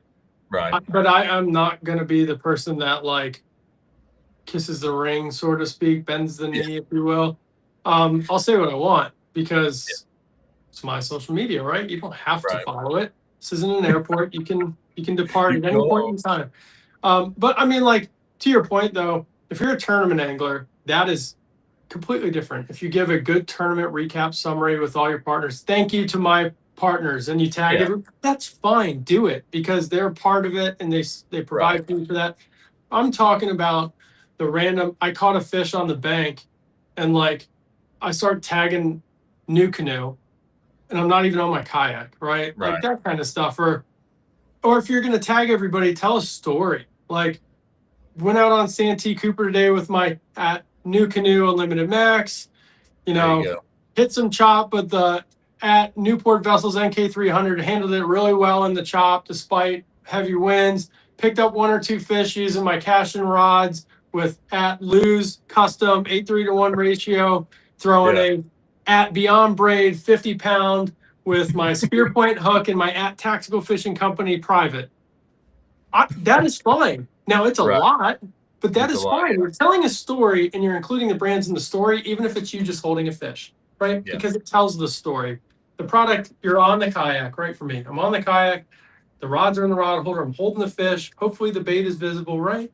Told the story, but don't just like you said, if you got a can of Coke or Mountain Dew from 7-Eleven, don't tag me. No offense. Like, there's no point to tag me. It's just so you're lazy. So I just, I wanted to bring that up because I want folks to understand. I look at it like my social media is sort of my job to help companies or whatever in the best way I can. And I'm not perfect by any means. I'm still learning. We all learn, I think, every day. But when I see that and I saw your post, I was like, man, this is a perfect, make it meaningful, make the content meaningful. If that's what you're going for, if you're trying to be meaningful, and I know some of the folks that are doing it, they're trying to be promoters to get free baits or discounts or whatever they're trying to get. The best way to get better at that is to do, follow along with guys that have proven it. Andrew being a perfect example. He's telling you, hey, this is what you should do if you want to make it meaningful so that you can continue that pattern. Make it meaningful. Do something good with it. I'll say one thing. I don't know who they were. I remember what they said. Obviously, I read people's stuff and I intake it because if they have a good point, then I'll agree to it, right? But what I gathered out of that and a comment that stuck out to me was, this is why I don't support small businesses, right? And could quote it if I messed up the verbiage, that's what it was said, right? And here's the deal. So if you started tagging Berkeley, you're not paid by them. They do not care. They don't care. I don't care who says, yeah, they do. No, they don't. So what you're telling me is, because the business isn't promoting you and sharing your stuff out and you're not growing, you're just gonna, even if the product is good enough for you to use it in the first place and partner with them, you're gonna say screw you because you didn't appreciate my post. Okay, go ahead and do it. I don't want your, no offense, but I don't want your business then, because it just shows me you don't care about the product. You're only doing it to get recognition for yourself, right? Go tag Berkeley, go tag Yum, go tag Yamamoto. If you're not on their payroll and one of their high dollar creators or sponsored pros, they do not care that you're tagging them. Unless it's mega viral, right? Like if it gets a lot, they might engage and like on it, right? But all of us right here, like even me, like I maybe get like a lose like every once in a while. And I'm not gunning for him, but I'll tag him because lose is like one of my dream partnerships, right? If I had to be transparent. Oh yeah, that's another note. Set a goal for dream partnerships, right? And how to aspire. Lose is one of my dream partnerships. I've always fallen back onto them, right? I try other reels and I always go back to Lose, right? They're my favorite. Yeah. And see, there's a whole stack of them up there. But they're not. They have their people that are making their content and they got pros already and they sell, right? Yeah. So if you're going to quit on small businesses because a business owner is literally saying it helps small businesses more if you focus on the product itself, not just tagging random stuff, then dude, maybe using small business products isn't for you. Okay. Maybe it's not. Go hunt the big stuff and get ignored. I mean, that's my opinion. I'll say this, if the person's watching that made that comment, and I'm not going to call out who did it or whatever, it's not important, but I got several phone calls about that comment. People see that stuff and they go, what the heck? There's people pay attention to that stuff. And it's not, again, there was nothing personal directed at anybody. It was more just, hey, here's an idea. This is what makes it better. Anyway, I'll get off that soapbox, but also remember what you put on the internet does live forever, somewhere, some way. Screenshots. People can delete posts, but I'll tell you right now, if you come at me, I'm a screenshot. I'm fast. So I keep receipts. I don't post them, but I got receipts from a lot of things I look back on over the last 6 years of making content. And I'm like, I got it right here. More for a mental, motivation. Like, oh, okay, I'll remember that. Never going to post it, but a screenshot lives forever. You can't delete that off my phone. You can delete your comments, your ignorance, but you can't delete a screenshot. So just be mindful of that for those of you that comment. Just learn from everybody and we'll make this the last comment real quick. I also don't like creators sharing videos for me to comment when they never comment on mine. Absolutely. Yeah. It is one of my biggest pet peeves where I get an inbox of a video and, hey, can you share this video out? No. That's like a really bad TikTok. That's another reason I don't go on TikTok, because people just share it to all their friends. And then they do the 3 emojis on your post, and it's like, okay, like now just let the algorithm do its thing, and if it flops, then improve your content. Like that's just there's some weird TikTok stuff too, where like videos get shared out. Like I'm not sharing. I don't share the videos to people, but I'll get a message like, "Hey, did you share this video?" And I'm like, "No, I don't." I don't know. Say that was a weird thing for a while because I don't share videos like that through the DM or private messages deal. Like I don't know how that gets done, but I've had some videos pop up for me. I'm like, why would they share that to me? That doesn't even make any sense why I'm getting that video. But TikTok has been weird. Like I used to have it figured out with like the engagement ratio to the views, and if you got 1/10, it would go. Now I post, and usually like 4 days later, it will go up. Yeah. So I know every 4 days, there's one of the skits might do well, and doing well now is not like 200 something thousand views like before. Now it's like 30,000, right? But exactly. Yeah. All right. Well, we've been a little bit over 2 hours now. We probably could talk about social media stuff for 3 or 4 hours. And I appreciate you taking the time, Andrew, to come on here and hang out with us and talk. Again, guys, reach out to Andrew if you got any questions. We really didn't scratch the surface of a whole lot of them. We bounced a little bit all over the place, but some really good stuff. I saw some comments there thanking you for the trademark deal. Honestly, that's something I'm going to look at. Some really good juicy stuff that we need to do reposting, obviously. So I really appreciate that time and that insight. That gives us something to look forward to going forward in the future for, I think, a lot of us that were on here.